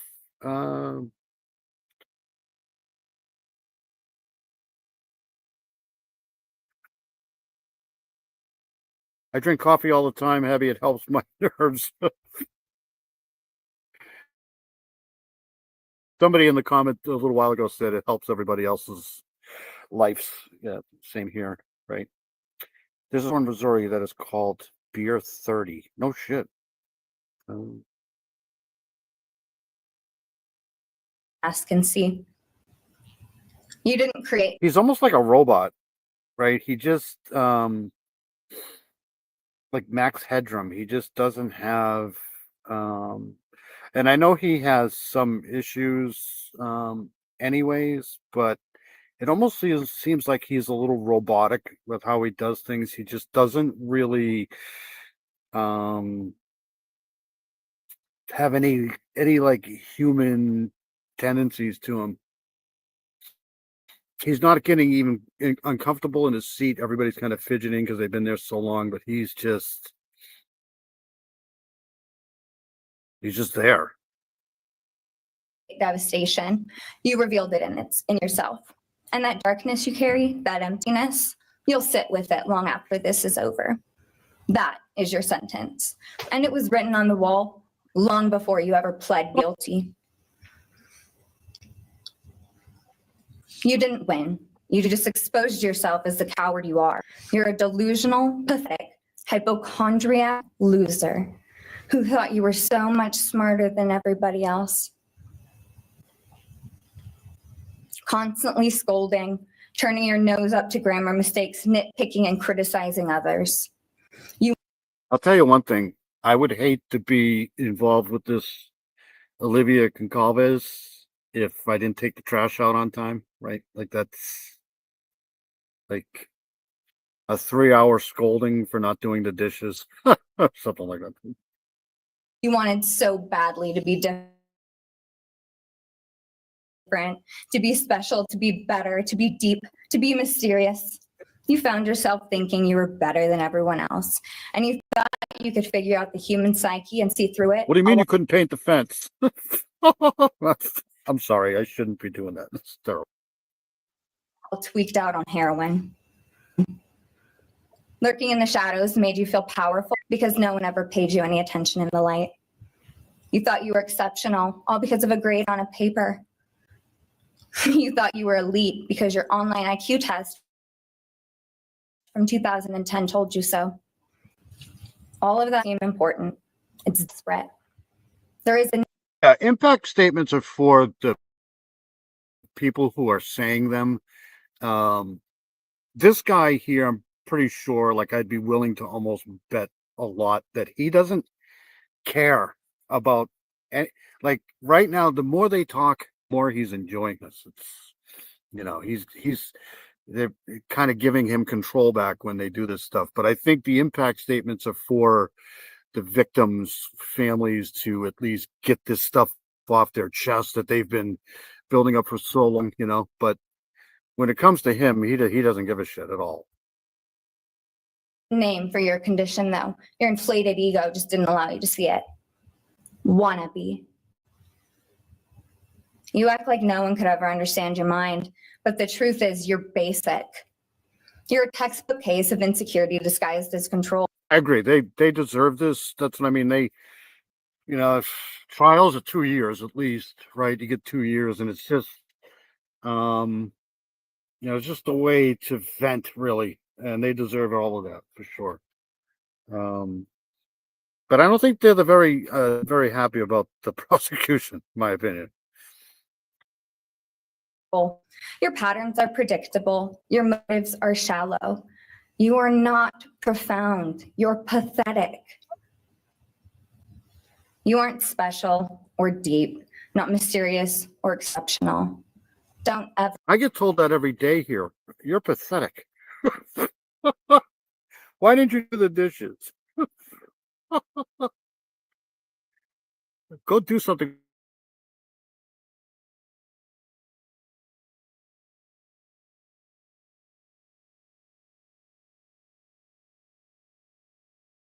With your life. No one is scared of you today. You are important. You orchestrated this like you thought you were God. Now look at you, begging a courtroom for scraps. You spent months preparing, and still all it took was my sister in a sheath. Seemed dangerous, but real control doesn't have to prove itself. The truth is, the scariest part about you. Why did you think you were dying? Nicole, it was terrifying. I thought I was dying. My daughter had to carry me onto a stretcher. It was bad. No dying. Get off the couch. You're melting into it. You, it's how painfully average you turned out to be. The truth is, you're as dumb as they come. Stupid, clumsy, slow, sloppy, weak, dirty. Let me be very clear. Don't ever try to convince yourself you mattered just because someone finally said your name out loud. I see through you. The truth? Here's the one you'll hate the most. If you hadn't attacked them in their sleep, pedophile, Kaylee would have kicked your fucking ass. I love that. I gotta hear Thank that. you. I love that. That's the best part right there. That does me good right there. This is fucking awesome right here. Hadn't attacked them in their sleep in the middle of the night like a pedophile, Kaylee would have kicked your fucking ass. That's fucking awesome. They should play that for him every single night. Like just over a loudspeaker. That I gotta hear that again. That is awesome. When I heard that, I just nearly fell off my chair. That's awesome. You want the truth? Here's the one you'll hate the most. If you hadn't attacked them in their sleep in the middle of the night like a pedophile, Kaylee would have kicked your fucking ass. I fucking love it. Thank you. I fucking love it. That's so awesome. That was so great. That's I gotta play one more time. Just one more time for old sake, and then we'll move on to something else. This is classic. Let me back it up a little bit more. Let me be very clear. Don't ever try to convince yourself you mattered just because someone finally said your name out loud. I see through you. You want the truth? Here's the one you'll hate the most. If you hadn't attacked them in their sleep in the middle of the night like a pedophile, Kaylee would have kicked your fucking ass. Thank you. Thank you. That's awesome. That's the best thing. You can't make that up. That's awesome. That's they should play that every hour at night so he wakes up. I had to hear that. That's awesome. All right, so let's go to a missing case here now. Hold on a second. I don't think this has been resolved yet, right? This is the case of Kylie Arellano, City, Utah. 55 days since 15-year-old Kylie Arellano was last seen in Garden City. I think it was yesterday. So I haven't really deep dived this here, but Kylie Arellano's friends and family haven't seen or heard from her since May 2025. Kylie, 15, was last seen walking to Logan Canyon in the Garden City area. However, Kylie's mom says there's no surveillance video to confirm her location and she may have left town. So here we got this here, and I'll try to pull up a map. Wednesday, July 23rd. Tonight is another installment of Utah's Missing, where we're questioning where is Kylie Arellano, the 15-year-old that hasn't been seen for 55 days. Why hasn't her case gotten similar attention in the public eye to other missing teenagers in the state of Utah?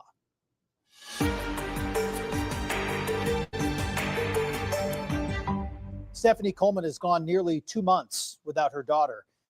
It has been 54, perhaps 55 days since 15-year-old Kylie Arellano was last seen walking towards Logan Canyon with a suitcase in tow. This is out of Garden City in Rich County.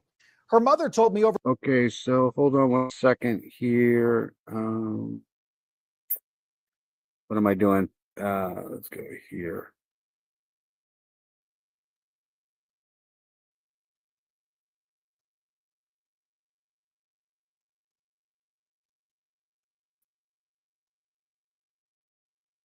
Okay, so this is the timeline disappearance of Kylie Arellano. Kylie lives in Garden City, Utah, a small community near Bear Lake and Logan Canyon. Where do I know that name, Bear Lake, before? According to her family, she had recently become active on Snapchat and Discord. That figures 2 social platforms often used by teens, but difficult to trace. Kylie reportedly received money via PayPal from unknown individuals, raising concerns that she may have been groomed by someone online. Her mother, Stephanie Coleman, later said she believed Kylie may have been coerced and manipulated into leaving home. Hold on a second here. Age 15, height 5'6", 150 pounds. She's a tiny thing. Brown hair, chin length, eyes brown, distinguished features, black braids, tattoos. She has several home tattoos, including a cross on the middle finger and on her right ankle. Kylie has black braces and several scars on her forearms and thighs. This is the phone number here. I should probably copy this stuff here. Hold on a second.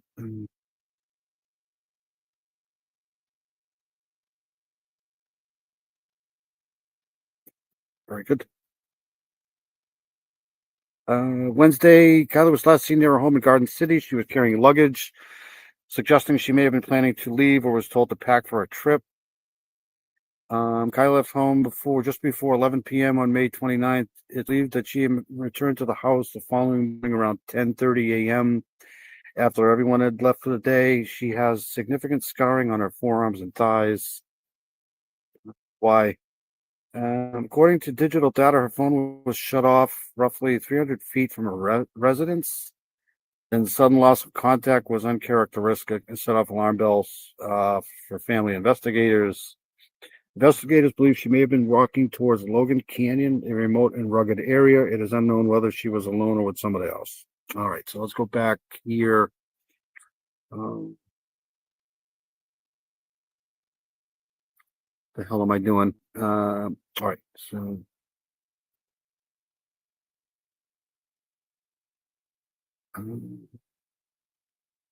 Fargo. Is that the lake? Is that where I know that from?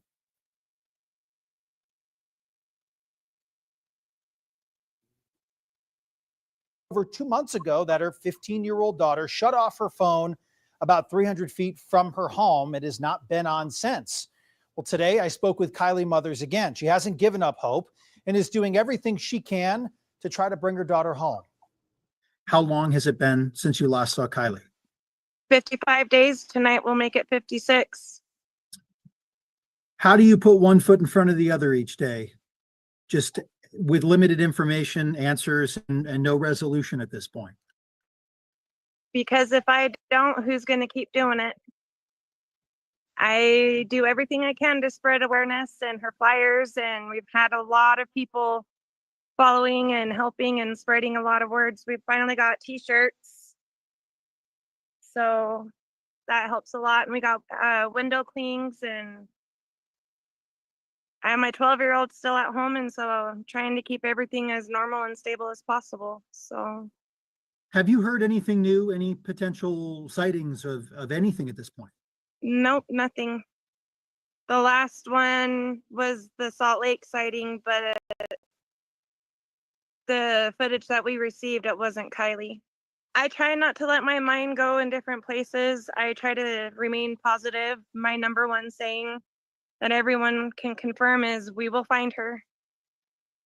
We won't stop until we do. Garden City is obviously a small town. I mean, is everybody aware of this situation by now? Is this something that Everybody comes up in is. conversation? Yep, everybody talks about it. Going into the grocery stores, everyone, like, they want to say something, and some people do. Some people they just say sorry. All right, let's get the map up here. Hold on a second.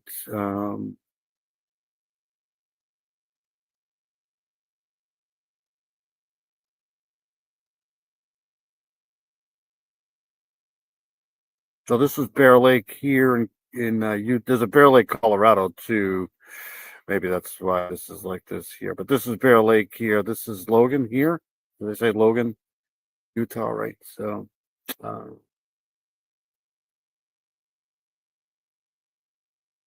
so it's Garden City carrying luggage.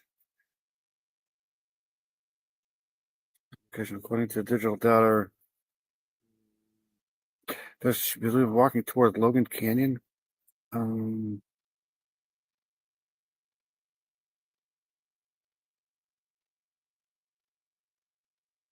right. There's a lot of information on this here.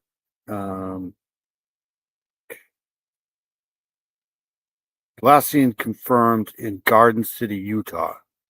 So Gardens right here. Gardens, is that Garden City? Garden City, Utah. Let's hold on a second.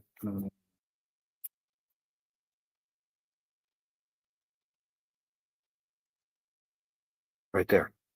Garden City right here. So she was last seen at Garden City, and this is Bear Lake here. So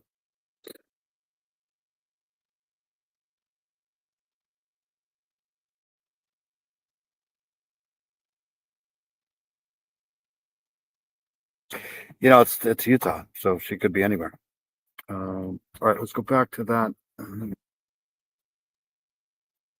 Oh, this is just too many missing people, man.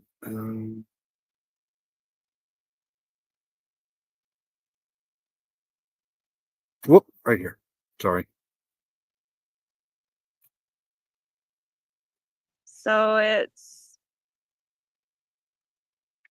kind of sad how the community's coming together for something like this, but it really, really restores my faith in humanity, because so many people who didn't even know me, but if knew Kylie, or people who know me and not even know Kylie, they're just doing everything they possibly can to help support me and my youngest. There's not as much that we've been able to locate about technology tracking, things in that nature that show a little bit into an investigation from, I guess, a public side without giving away the integrity of the investigation. So it's been difficult to put information out when you don't have it. Exactly. And I think there's a lot of people that are frustrated about that, at least on the public side when I read through comments. And we want to do that. Thanks, buddy. We do. We want to get that information out there. It'll help a lot, because knowing where, pointing us in a direction of where to start. We finally got her in the NCMEC, and they're going to be investigating it as internet sex crimes and child trafficking, with the evidence that I have had this whole time. That's terrible. Little Bug. Bear Lake. We have a Bear Brook Lake here. It's really not a lake. It's kind of like a pond, but I would be mad if I just found out how my sister died 24 minutes before seeing her kill her. Yeah, absolutely. I don't think you're going to stop the impact statements anyways.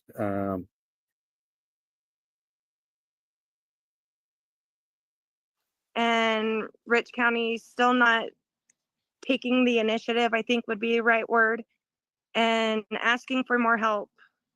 All I'm saying is if you're gonna bring charges, death penalty, DP, do it. Right. I don't like it. I don't like it when they just cave like that. It doesn't do the justice system any favors when they do that. That's just my personal opinion. I think if they're going to bring the death penalty or, to be YouTube friendly, the DP, do it, have a trial, right? It's really put a huge roadblock on it. So now that we have a few teams, I even have Beacon help. Because it just tells other predators, just if there's a DP case, just do what Brian Kohlberger and everybody else does. They wait and wait and wait and wait and wait. And just before trial say, hey, let's take a plea, and then they get away, they get away with it. Helping me.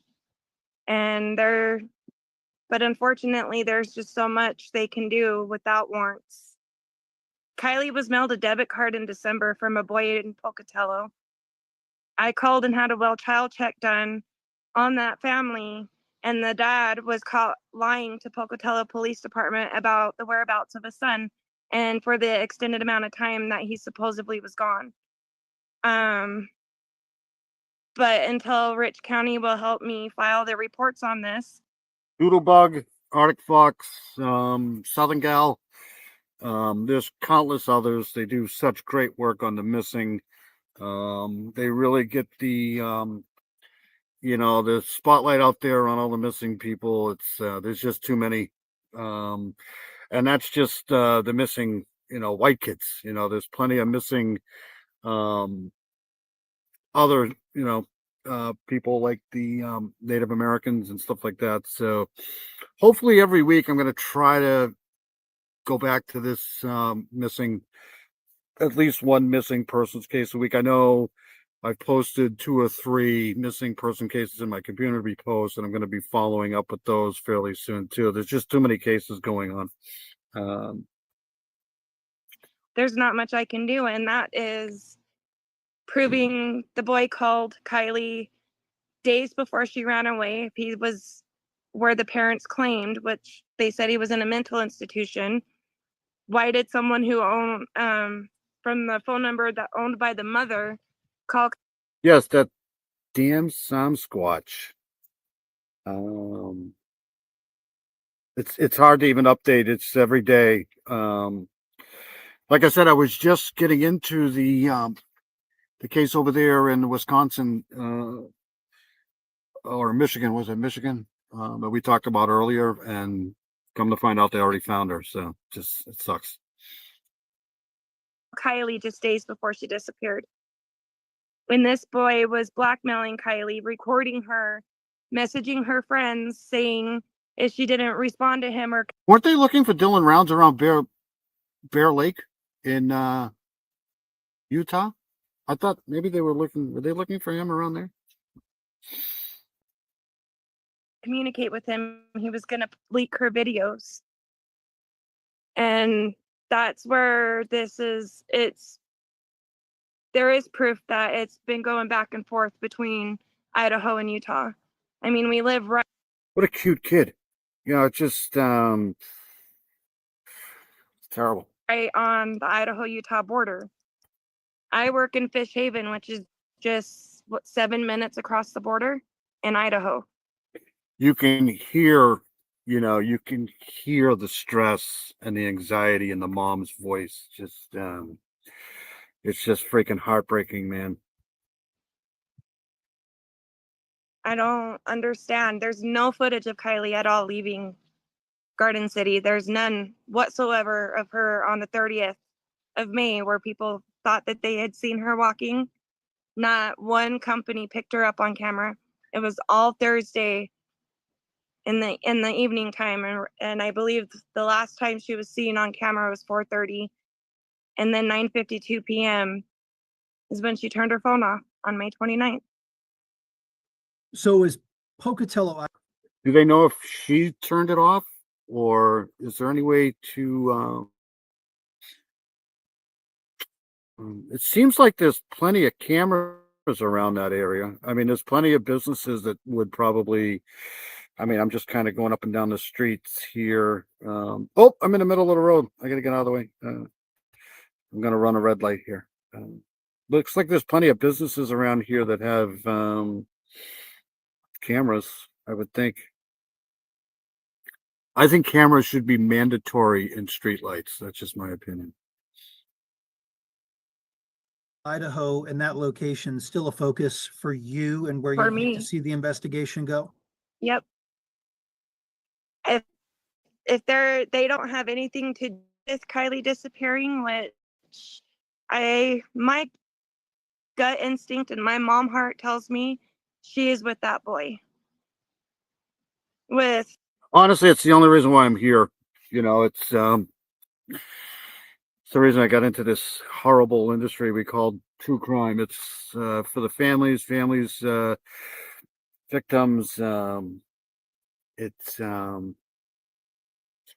It's just awful.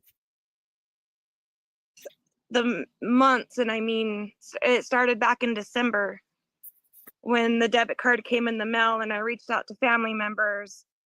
Is there something you want other parents to know about what their children are doing and the difficulties of that balance and all of that? So maybe we can hope and help other families at this point that are steering down that path.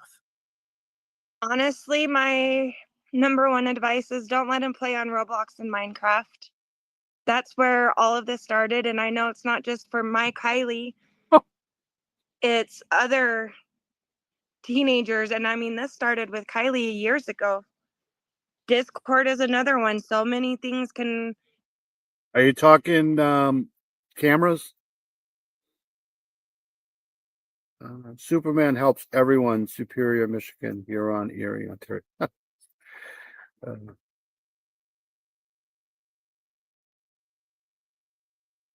Happen in those servers. It's no matter how much you think you're supervising, there's so much going on behind the scenes, and they learned how to use code words and other ways to get into our kids' minds. It's if you're not physically sitting there with them and cannot take the time to watch everything, every moment, every click, every type, my number one suggestion is don't let him have it. Keep searching, keep looking. If you think it's her, take a video. So that way we can't miss it this time. And not just for my Kylie, for any missing person. If you think anyone looks like someone that's missing, the best thing to do is take a video and record and then zoom in and take screenshots or photos and call 911. Call the reporters, the tip lines. Don't tell yourself it's not them. Let us be the one to determine if it was her or not. So I put that in the chat right here. But I'm also going to try to put it in the description at the end of the video. I mean, at the end of the stream.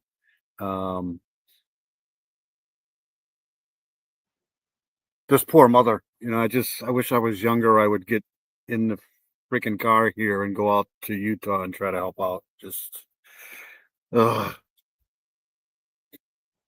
And just share her face, share her story. Don't be afraid to approach me and ask me questions. We'll find her. And it's by everybody else sharing.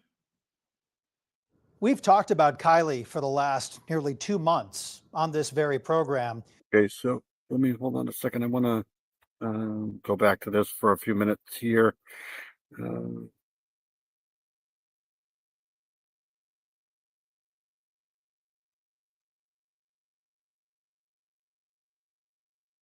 Okay, so we did that, right? According to digital phone, her phone was shut off 300 feet from her residence. That's strange right there. 300 feet from her residence.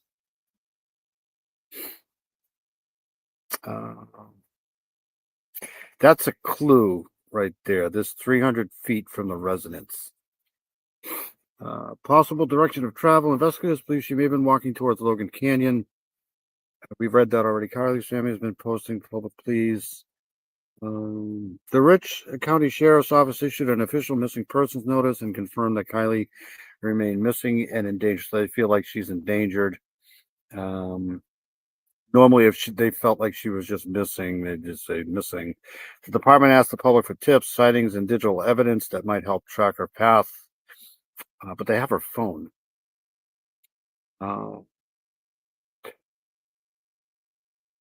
She may have been seen near 900 Southwest Salt Lake City last night, July 20. That was July 26th. So that was 2 days ago. There was also mentioned that the young woman, potentially Kylie, talked about being hungry. Please consider paying for it.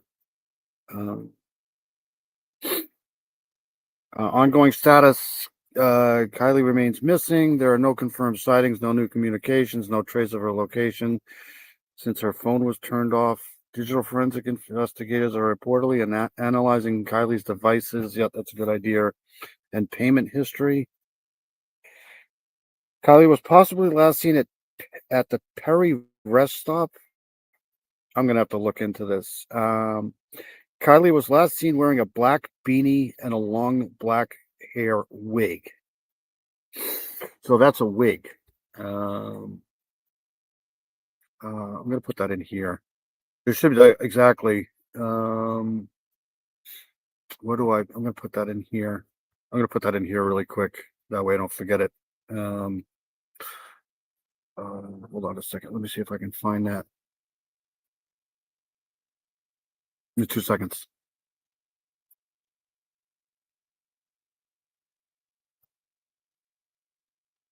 Right there.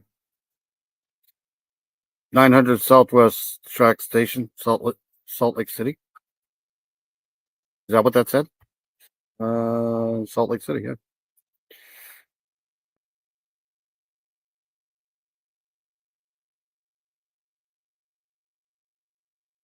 That's here. Hold on a second.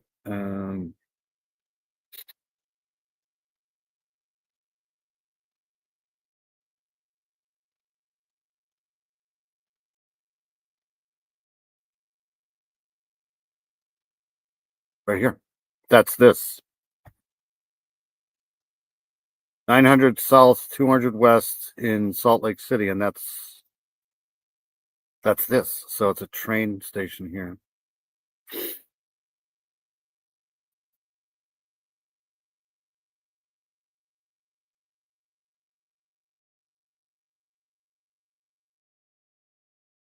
May have been seen near last night. So that was June 26th. Just a train station. Okay. I don't know. I'll have to look into this. There's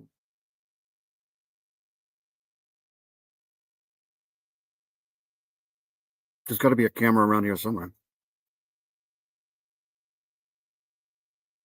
You would think that there'd be a camera in somewhere. This is a train here.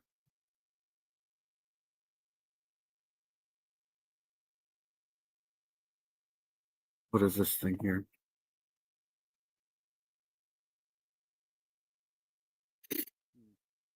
All right.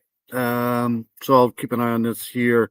I mean, she's been missing more than almost 2 months now. So, I don't know. Wrong way, Dave. I was in the middle of the street again. I got ran over. All right. So, a couple more things. I want to play this too, because this lady's back in the news again. We all remember this lady. That's where the crocodile heave came from. This is this lady here. She might get another trial here. This is Shanda Vander Ark. Remember her? She was new trial for Shanda Vander Ark. The Michigan mom was convicted of I can't read that, T and K-ing her teenage son with special needs in 2023. Now she's claiming she was in a catatonic state and wasn't competent to stand trial. So we never know. This woman here, right?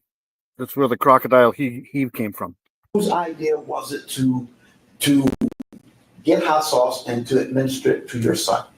The idea was originally Paul's, because we had tried multiple other discipline methods, and he thought maybe that would get him to stop misbehaving. I was willing to try just about anything. Before I got pregnant with Timothy, I didn't like spicy at all. I mean, nothing, no heat, nothing. But Timothy, as early as age 2, he could eat a whole bag of the flaming hot Cheetos without a drink. I mean, just he could down. He loved spicy food. It was It used to scare the heck out of me. There's a text out there that says you suggested putting hot sauce on his penis. Do you remember hearing that? I remember hearing it, yes. Do you remember saying those things? I do not, no, sir. Did it ever look like he wanted to eat the bread with hot sauce? No. I don't remember what my line of thinking was at the time. I was so tired. I don't know. I wish I had an answer for you, but I don't. Were you tired at that point? I was exhausted. The night before he passed, I had less than an hour of sleep. Were you frightened at that point? Absolutely. I just lost my son. You testified that you gave Timothy a warm bath the night before he passed away, that last night, July 5th. Do you recall that? Yes, sir. This is hours before he dies, right? Yes, sir. You look like that when you put him in the bathtub? Vander Ark, do we have a trash can? I did. I placed a trash can. You did? Yeah, I did. Would you like the jury removed? Right, please rise. This woman here. My father was gone in an instant, and later my sister and brother disappeared until they were later found in Lori Vallow's new husband's. But she might get a new trial. So, I mean, anything's possible, right? I didn't want to play this, but while we're here, I might as well play this. This is this witch here. During the sentencing of the so-called Doomsday Mom on July 25th, the son of Lori Dabo made a victim impact statement in court. So here we go. Hopefully this lady goes away further. I mean, it'd be so nice if we didn't hear about her ever again. Like it's just his backyard. My name is Colby Ryan. I'm the son of Charles Vallow, the brother of Tylee Ryan and JJ Vallow. I'm here to tell you what I've lost. Not only are my father, sister, and brother gone, but so is my mother. Starting 6 years ago, the horror began. During the middle of my workday, I was alerted that my father had passed away. I'll keep an eye on the Vander Ark case too, for sure. But since this came up, I might as well play this. From a heart attack. I spent the whole day at work in shock. I spoke to my mother and felt that I needed to come and stop by after my shift. After a long conversation, she hesitantly agreed. When I arrived at her house, I found out that what she had told me previously about the heart attack was not the case. My father had been shot and killed in what was labeled self-defense. I saw how my sister... Does anybody know the running total of how many years this lady's going to serve? Is it like 2 life sentences already now? I forget the total now. I saw how my sister fell into my stomach with her emotions and sobbed. My brother JJ was asleep. Afterwards, I came home to my wife, and our young baby sat on the floor and completely broke down. My life would never be the same. My sister was caught up in the middle of this hell. She was only 16 years old. My little brother was barely 7. Within a few weeks, life continued to move quickly. My little brother, in just one day, had his father ripped away from him and so did my sister. No matter how tough Tylee tried to be, she was scared. This woman here ruined so many people's lives. It's just it's embarrassing. It's just terrible.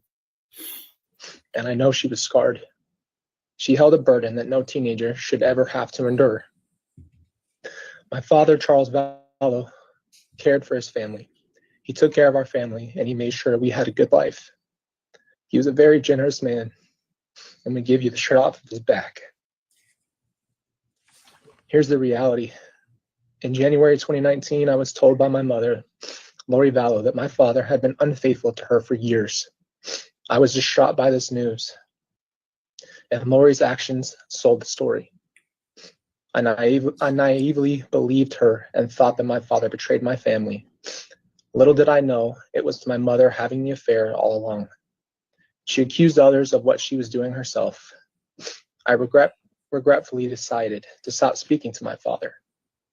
On July 11th, 2019, I would be flooded by the reality that my choice not to speak to him would be a lifelong sorrow.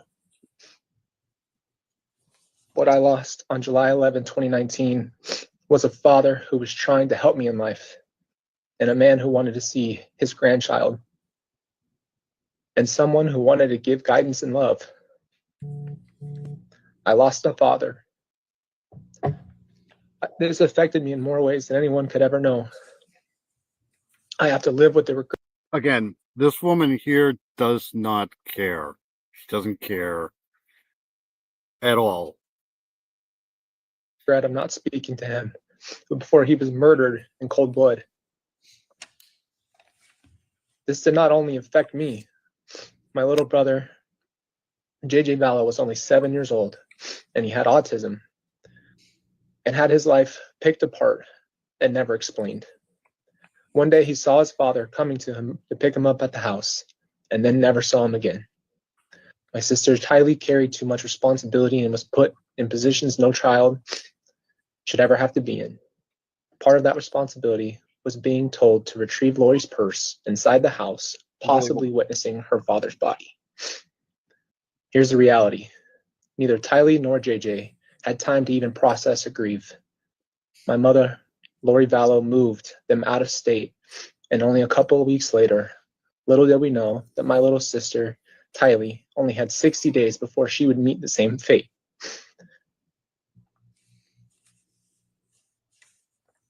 My little sister must have been so scared, confused, anxious, and broken, and angry in every emotion you could think of.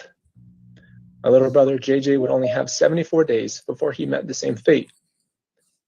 He must have been confused, worried, sad, and frustrated without the ability to fully comprehend his feelings. I know I'm here to tell you the effect that this has had on me. In simple terms, each one of my family members was taken from us all in one swoop. My father was gone in an instant, and later my sister and brother disappeared until they were later. Can you imagine that? Can you imagine going through that? I mean, the hell, right? Found in Lori Vallow's new husband's backyard. This has affected me personally. I had to do something I've never done, and that was fight to stay alive after the pain. There are no words for what I've experienced, and I had to choose to fight and to stay alive for my children and for my wife. Now I'd like to address Lori Vallow. My show here on Saturday nights, early Sunday mornings wouldn't be anything without you guys. You guys are all awesome. Dino, Shibby, Heather, everybody who's in here. It's awesome chat. She claims to be Jesus's favorite. She claims to lead a spiritual life, and she claims that she loves everybody, and she also claims to have seen Jesus and visited with him. When did Jesus allow us to commit adultery? When did Jesus change the commandment, thou shalt not kill? When did Jesus allow us to steal money from our dead children? When did Jesus tell us to lie our way through life? It must be a very sad life to smile your way through all the pain you've caused. Rather than being able to acknowledge the pain that she has caused, she would rather say that Charles, Tylee, and JJ's death were a family tragedy and not her evil doing. And I will say this, if you want to see darkness, look at the murdering cult that claims God has commissioned their mission to kill my family and others. Quite frankly, I believe that Lori Vallow herself is the family tragedy. Thank you. Yeah, thanks to her, everybody's dead. Okay, so a couple more things here. I want to play this Brian Walsh stuff because he's been back in the news. I've been trying to keep up with this Brian Walsh case. He's being suspected of unaliving his wife and dismembering her all over the place. He's been back in court. Attorneys for Brian Walsh are asking for the charges against him over the disappearance and presumed unaliving of his wife to be dismissed. They argued at a hearing on Thursday. That's over here in Massachusetts. He's in charge. He's been charged with this here. So you're going to hear a lot of people talking funny here in court. So this case should be coming up here pretty shortly, I would think. But anyways, here's this. Walsh are asking for his murder charges to be dismissed. The Cohasset man is accused of killing his wife and dismembering her body. Anna Walsh's body, though, has never been found. NBC 10's John Maroney joining us live from Superior in Plymouth with the latest developments.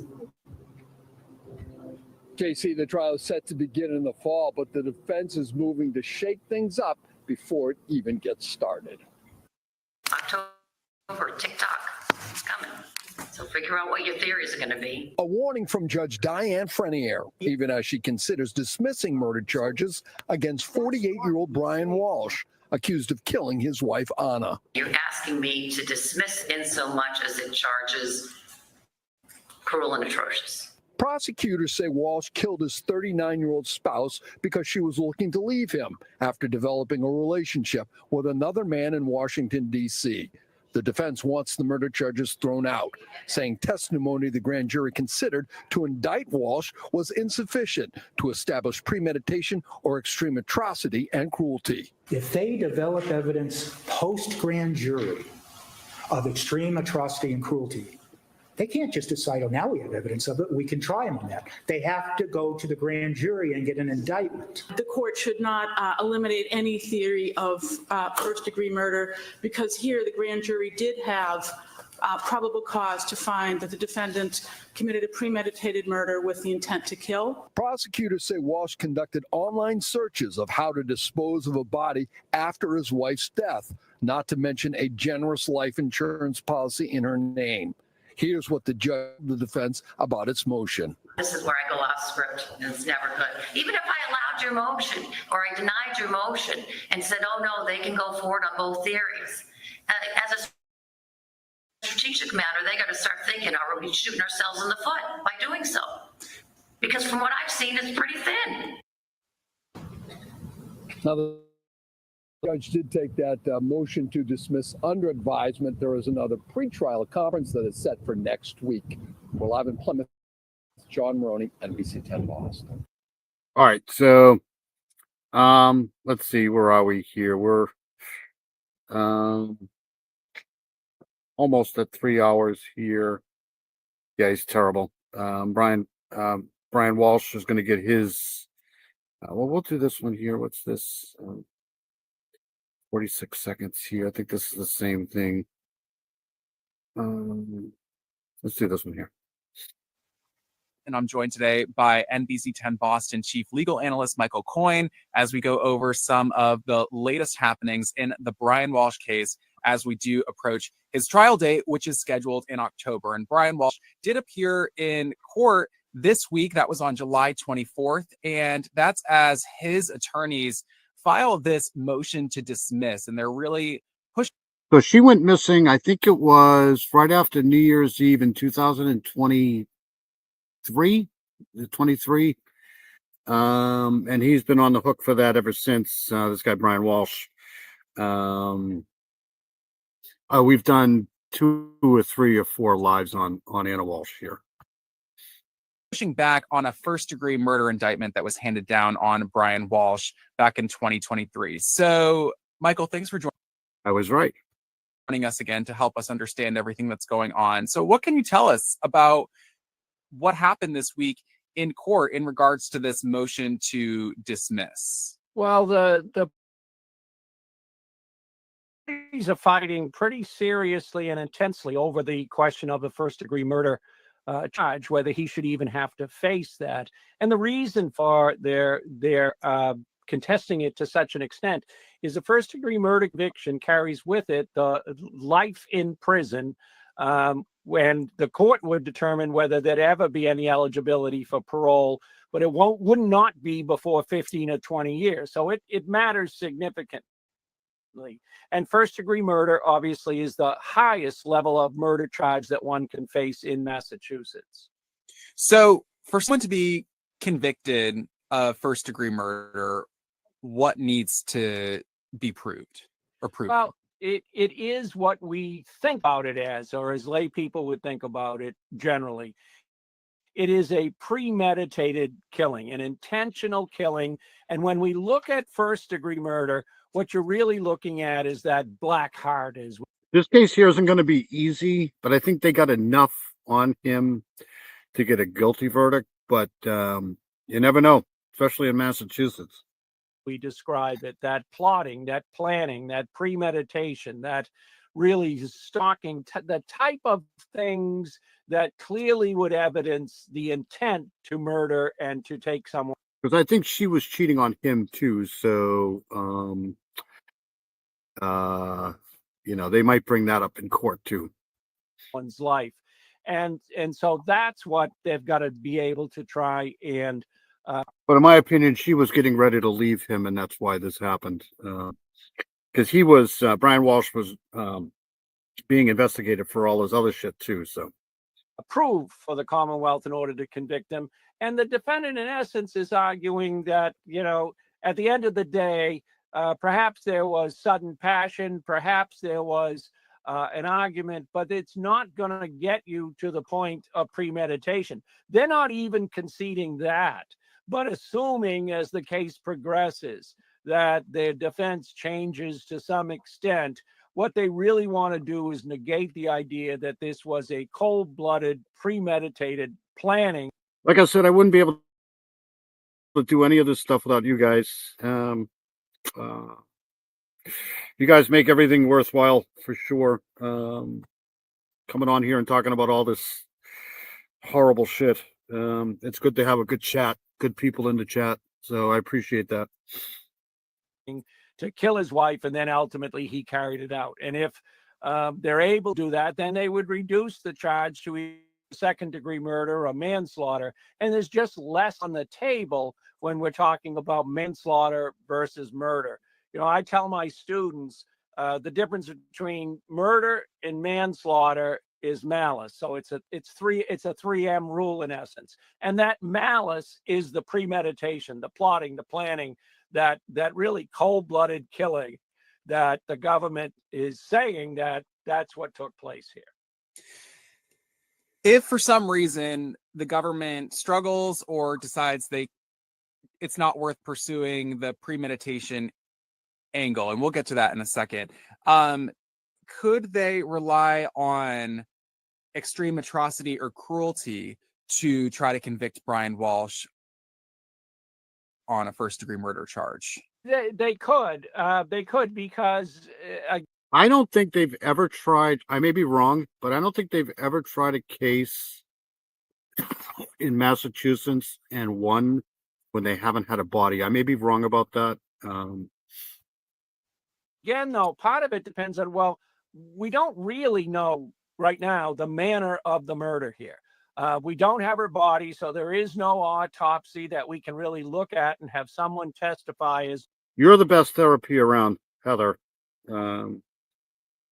It isn't a chat without you. We had one a couple of weeks ago, I think, and you weren't here. And it just wasn't the same. Heather's amazing.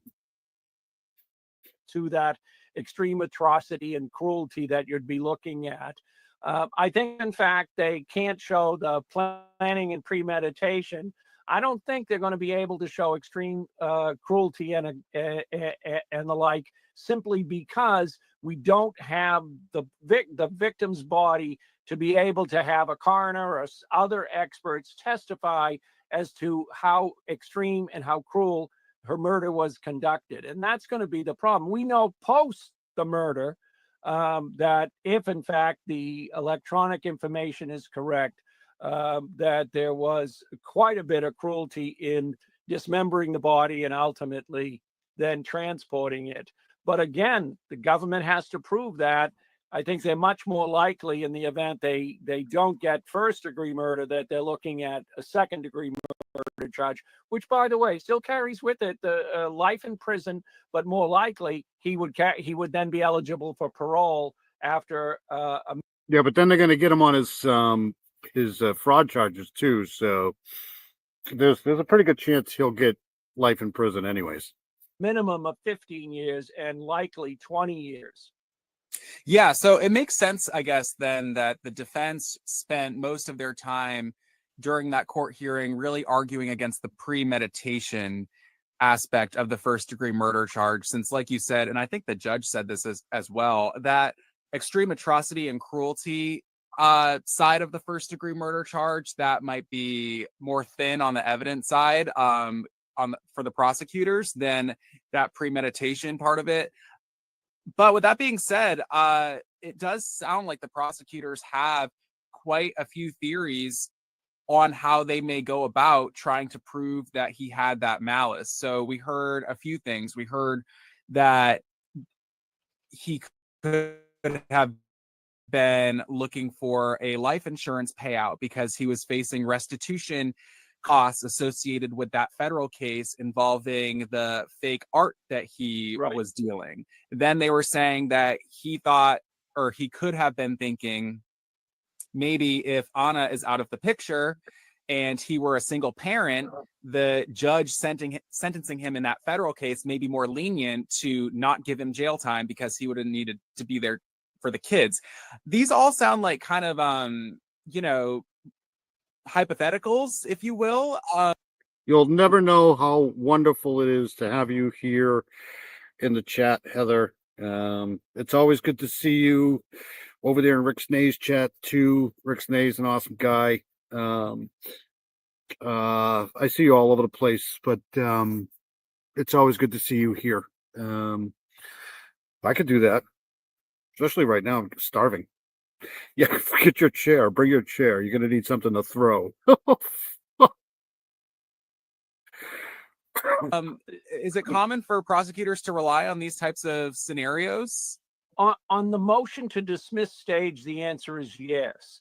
You do not have to, in order to survive the motion to dismiss, show that there's going to be guilt established beyond a reasonable doubt. That's why we have trials.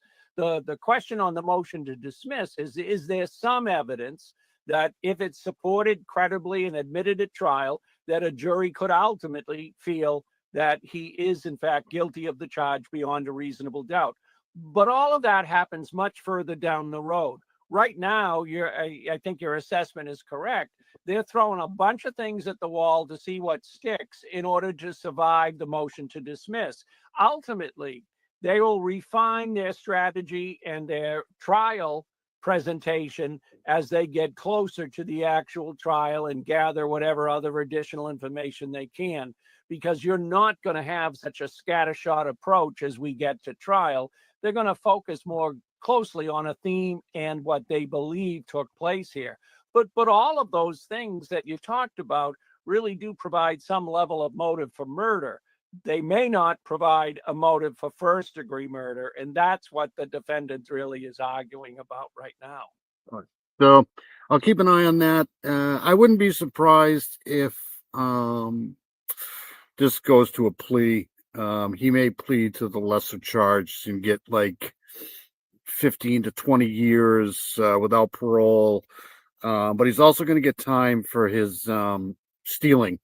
So he may probably end up doing, this is just my opinion anyways, really doesn't mean much. So I'll keep following that though. That trial should be coming up fairly soon. They're definitely not going to get anything discharged, that's for sure. All right, like I said, I want to go to this here by the time I get out of here. I do want to do this here too because I know this isn't true crime, but this is I don't know, pretty important to me. I was a big Ozzy fan, big Black Sabbath fan. Growing up, I kind of came into it late Sabbath, just as they were breaking up, and I think it was 79. I think they broke up in 78 or 79. They actually kicked Ozzy out of the band because he was just ruining everything. He was just out of control. Ozzy was always out of control. But I came into the picture late 70s, early 80s when Ozzy, first of all, when Ozzy kind of did the, what was it, the Blizzard of Oz? I think it was the Blizzard of Oz album. And that was just blew my world, literally. First time hearing Randy Rhoads was just there wasn't a guitarist like him ever at the time. So I think I was 15, 16 maybe then. But anyways, lost a good guy, Ozzy. Strange thing about him dying, to be honest with you, is I can't get over how, things have progressed here, right? Like back in 79, 80, 81, you didn't just go out and listen to Ozzy, like, or Black Sabbath. I couldn't even buy the albums, right? Like they weren't even allowed in the house, right? Like you didn't just listen or hell go to a concert, right? Hey Dad, I'm going to see Ozzy. Really? Things were a lot more conservative back then for sure. We literally had to hide this shit. I had to hide the albums, literally had to go to a record store in a mall or wherever, Strawberries or whatever. I don't even think Strawberries was around at the time, but we used to sneak all this shit in. We used to have to go to concerts incognito. We'd have to tell our parents, hey, we're going to see a movie for a few hours. We'll be back. And we'd, leave the house and then dress in the garb, the Ozzy shirts, the black makeup, the blood all over our face and shit, and go to the concert. So it wasn't like it is now where you just YouTube shit. And so it takes me back a little bit when I hear all of these people coming out of the woodwork, doing these tributes to Ozzy and shit. It's like, where were these people back when I was growing up? Like, I can't reiterate how hard it was to, because you didn't hear the shit on the radio. You didn't hear Black Sabbath on the radio. It's, but as it progressed here, the 90s and the 2000s, I guess, to get a little bit more acceptable, I guess is the word. So I'm going to play this one here. This is the guy that literally did nothing for Kiss. This is Gene Simmons. Gene Simmons was probably a better actor than he was. But anyways, and right after, to be honest with you, they had Blizzard of Oz, and then they came out with Diary of a Madman right after that. And then Randy Rhoads died. He got into that plane crash, right? So that was the end of it. I mean, it happened so fast. It was like 3 years. That was it. And then the later stuff from Ozzy, I just couldn't listen to. Mama, I'm Coming Home, and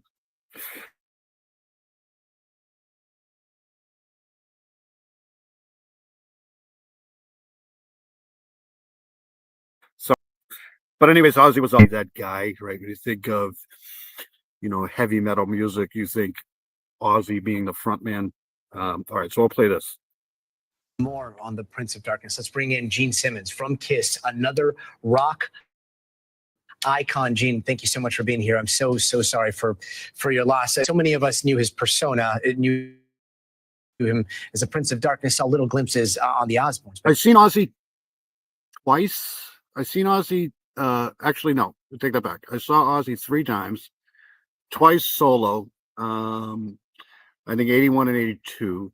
And then I saw Ozzy later on down the road at the Ozfest with Sabbath, I think.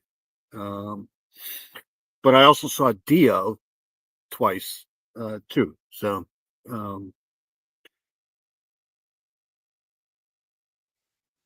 How do you remember him?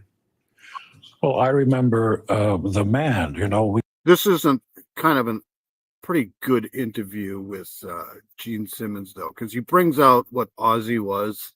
It's so funny.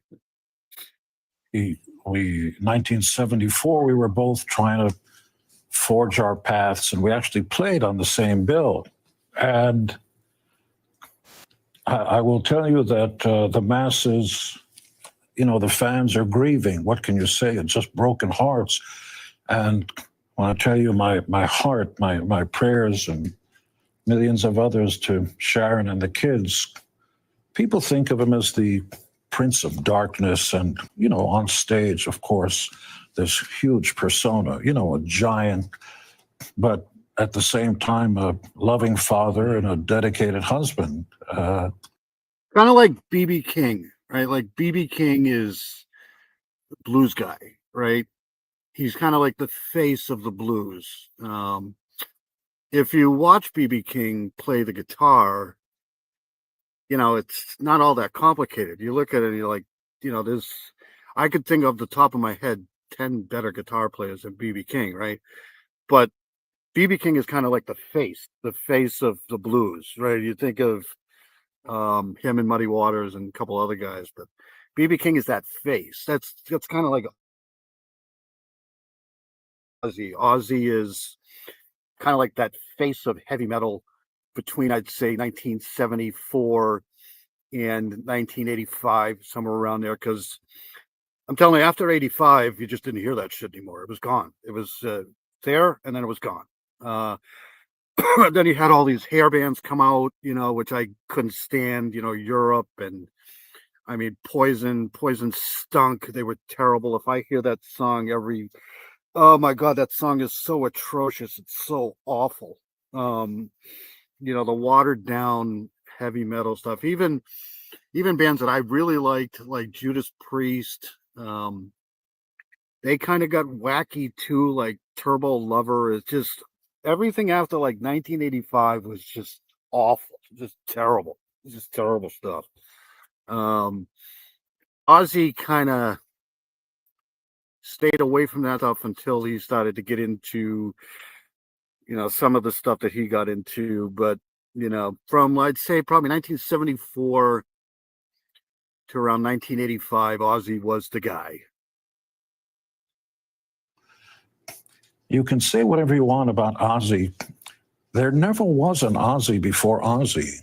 You can't really point to anybody that says, oh yeah, like you didn't just drive down the road in those cars back in the late 70s, early 80s with barely an AM FM radio and hear War Pigs on the radio. It just didn't do that. You didn't hear that. That wasn't you literally had to go out, buy the album. I used to have the phonographs, the needles, later on we got cassette tapes, but you didn't hear this shit on the radio. Just didn't happen. that's where he came from. He just, scientists call that a singularity, an anomaly. He was just kind of born Ozzy. And as far as I know, when I was growing up, if I would have listened to Bon Jovi, I would have literally got my ass kicked. You just didn't. You just didn't listen to Bon Jovi. You find yourself your ass beat. his entire life, to thine own self be true, the Greeks say. Ozzy was always Ozzy. Through disco, through foipo, through whatever musical genre there were, Ozzy. Yeah, Metallica was great. The early Metallica was, I can list a whole bunch of names. Def Leppard, the early Def Leppard, the early Rat, but even those guys, Rat started to get into dance music, like of all things, you just got to be kidding me. The first two Def Leppard albums were amazing. And then they basically all died. Then they came out with their atrocious freaking music. It was just so awful. Oh, but the early Def Leppard, man, really good stuff. The early Rat, Armored Saint, Metal Church. Yep, the early Metallica was good, but even them, like if I hear Enter Sandman one more time, I think I'm going to kill myself. It's awful stuff. Ozzy was always Ozzy, all the way to the end. I mean, shocking to see him on his throne with everybody paying tribute, as well they should, to Sabbath. There wouldn't have been Metallica and lots of other bands. And Ozzy was just, and he was, giving it all. And you couldn't tell. You couldn't tell. And a week later, devastating. I mean, the fans, my social media and my phone's been off the hook. I used to drum all this shit, and I was in the bands and stuff. I remember seeing Peter Criss for the first time. Like, after seeing Peter Criss for the first time, I knew what I wanted to do for the rest of my life. It's just, oh my God, I need to be Peter Criss. It's just, but this stuff here, didn't last long because nobody made any money. I mean, when there was no outlet like there is now to make money. They're probably making more money now than they were back then. Like I said, there wasn't on the radio, so there wasn't any sponsors. And I forget. I think it was Ozzy when they went to the producers with Blizzard of Oz. They gave him like a $60,000 contract or something like that. It wasn't much. But then it was all over the place. People are just crying. They're just devastated. What can you say? Yeah. I mean, truly, the way you described somewhat of a poetic end to a poet. He was I mean, when you listen to his lyrics, he was a poet. And yet, as a musician, I'm not a musician, but I do want to take you back to 1974, and you guys are sharing that bill. As a musician, and you hear Ozzy Osbourne, what goes through your mind? Well, it even started before that. There's going to be one Ozzy. There's just like all the guys, like there's only going to be one Freddie Mercury, right? There's only one Ozzy. That's it. There's not going to be another Ozzy. I did like Dio though. Heaven and Hell. That was a great album. My first impression of Sabbath was a full-page ad in the back of Rolling Stone, and it said Black Sabbath, louder than Led Zeppelin. And I went, oh yeah, that's the coolest of the cool. And, media being what it is, it promotes everybody. But then when you see Sabbath, it just, certainly at the time, there was nothing like that on stage. And when you saw Ozzy running on stage, you're thinking, this is somebody who should be committed. Just a crazy man. And giving full. I've never read or saw a Sabbath show ever where you got the sense that Ozzy was just going through the paces and, oh boy, here's the song you wanted, greatest hits. He never, they never played the game. The I love you, you're the only one for me, you broke my heart. Those lyrics, which are, let's face it, they're not. People forget too that between 20 years, I'd say between 1974 and like 1994, somewhere around there was a huge,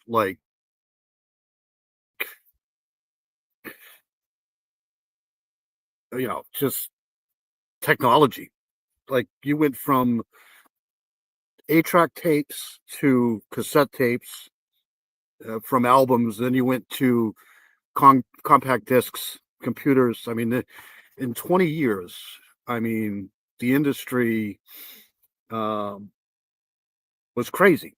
You had so many different genres, so many different styles. Things didn't last long because technology, Not true. They just sang what they, and people don't realize that Ozzy, though he didn't play an instrument, those are his melodies.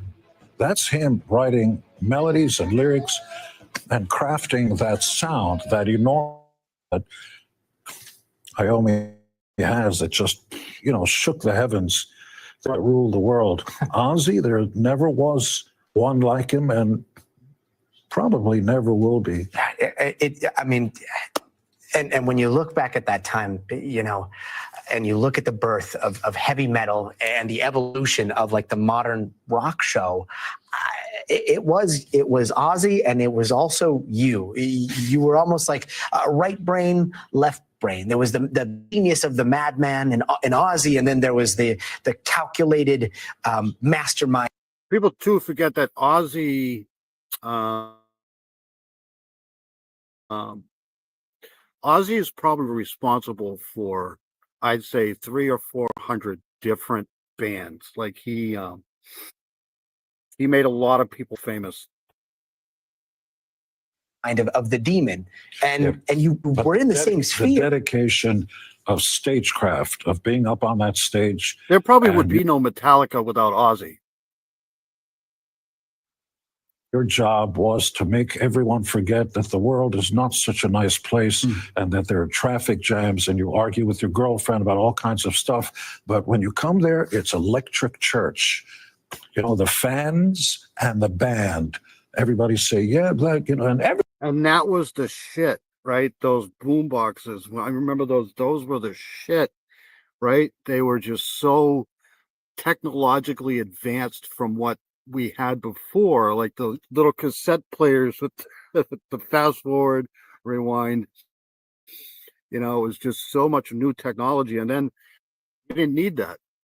After a while, all you had was compact display. You put your headphones on, you can walk down the street. Like it's. I remember walking into Tweeter, etc., and checking out all of the different hi-fi systems they used to have in the speakers, Boston Acoustic speakers with subwoofers, and just. It lasted about 10 years, and then everything went digital. It's so weird. Everybody go crazy. You saw Ozzy whenever he did that. Strangely anti-metal, anti-anything, anti-all the rules. Ozzy would open up his heart, and he would yell out with all the passion that he had, "I love you all." Who says that when you're the Prince of Darkness? Right. No, that's the real Ozzy. He was always really just Ozzy, and with no excuses. And at the same time, the dark figure up on that stage. If you saw the reality show, I mean, truthfully, they wouldn't have Gene Simmons' Family Jewels. We had our own. We would have to figure out which movie, right? Like we were going to say that we watched, so that when we got home. So what movie did you guys watch? Huh?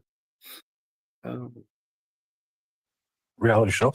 If there hadn't been the Osbournes, he broke through the barrier and said, you know what you see on stage is fine, and I'm committed to that, and I'm also father. These guys were nuts. This show, the Osbourne show, was just crazy.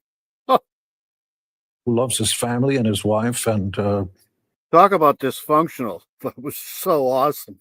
Could you imagine being one of Ozzy's kids? It's here we are talking about it, but I will tell you that the eulogy about Ozzy should come from the fans, because this was a soundtrack of their lives. And I almost don't even have a right to talk about it, because the real emotion and the real loss comes from people whose entire life was affected by Ozzy and Sabbath. And there will never be another like him. Yeah, and yet, those that were fans of both of you, it is a fitting tribute to summon the demon, to pay tribute to the Prince of Darkness, and then beyond all of that, like the shows where you both let people into your homes, and you saw Ozzy as a father, you saw you as a father. Yeah, but I stand guilty as charged of sometimes bending over for the soap. I have played the game just to be more popular and more of this. Ozzy never played the game. He was always 100% Ozzy. He was a giant. He was a giant. Do you have I hate to put you on the spot. But do you have a favorite song of his? War Pigs. War Pigs. Not a favorite thing to tell your girlfriend or somebody. War Pigs? Yeah, he didn't sing fake lyrics. How can I live without you? Actually, pretty easily, because I'm going to go and see your next door girl. Yeah, those are not real lyrics. I know women want to hear those kinds of lyrics, but he sang what he wanted to sing. War Pigs is not about my heart is broken. How can I live without you? No, it's about something primal. It's about something that something a lot. In fact, my favorite actor of all time was Boris Karloff, born William Henry Pratt. He spoke with an octopus through a month. He couldn't get work as an actor. And Sabbath, Bloody Sabbath, was a Karloff film. That's where they got their name. Black. That whole album, awesome. It's played out though. I've heard, there's only so much you can hear that, but it's like I said, it was there for a brief moment in time, and then it's gone. That's all. Sabbath. That's not the best way to, start a band and have. Oh, that's a commercial idea. It's probably not a good name for a new band, but the guys understood it.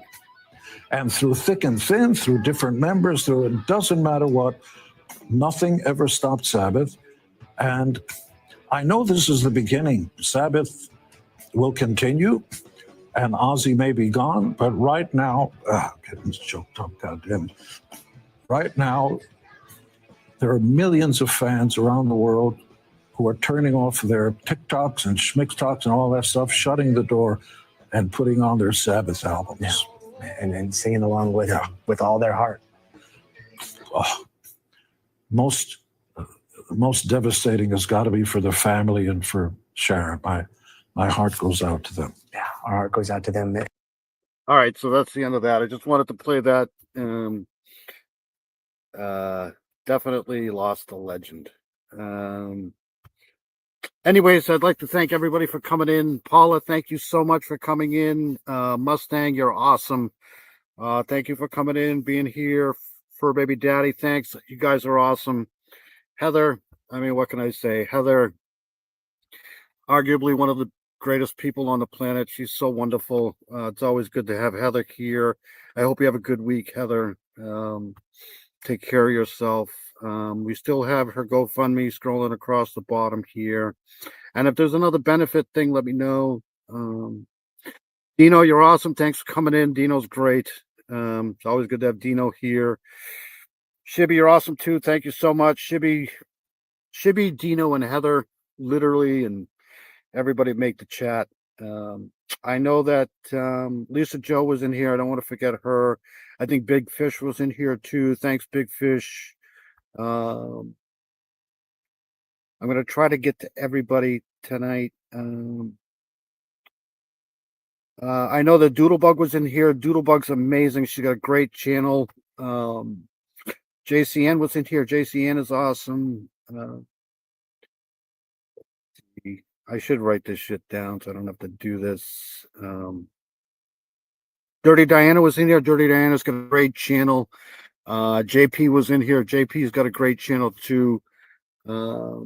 Zero Cool was in here. Zero Cool's awesome. Thank you for coming in. I'm going to try to get better on my notifications and stuff. I'm trying to get better at that. But there's a pretty good chance that every Sunday morning at 1 o'clock I'm going to be on here. Hey, look, Owl on the Prowl was in here. Who the hell is that? That guy. I know Karen Lee was in here. Karen Lee is amazing. I still want her to have her own channel, but she won't. Who else was in here?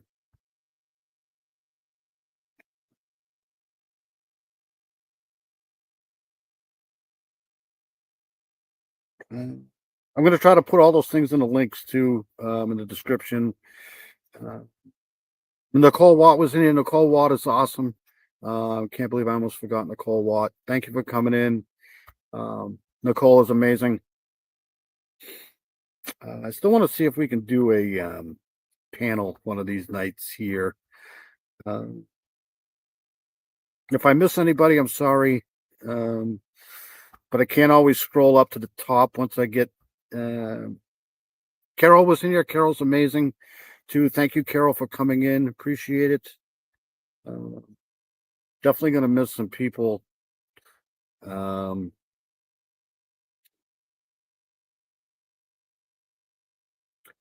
see here. Yeah, Hulk Hogan died too. And so did Malcolm Jamal Warner. And Mangione died too.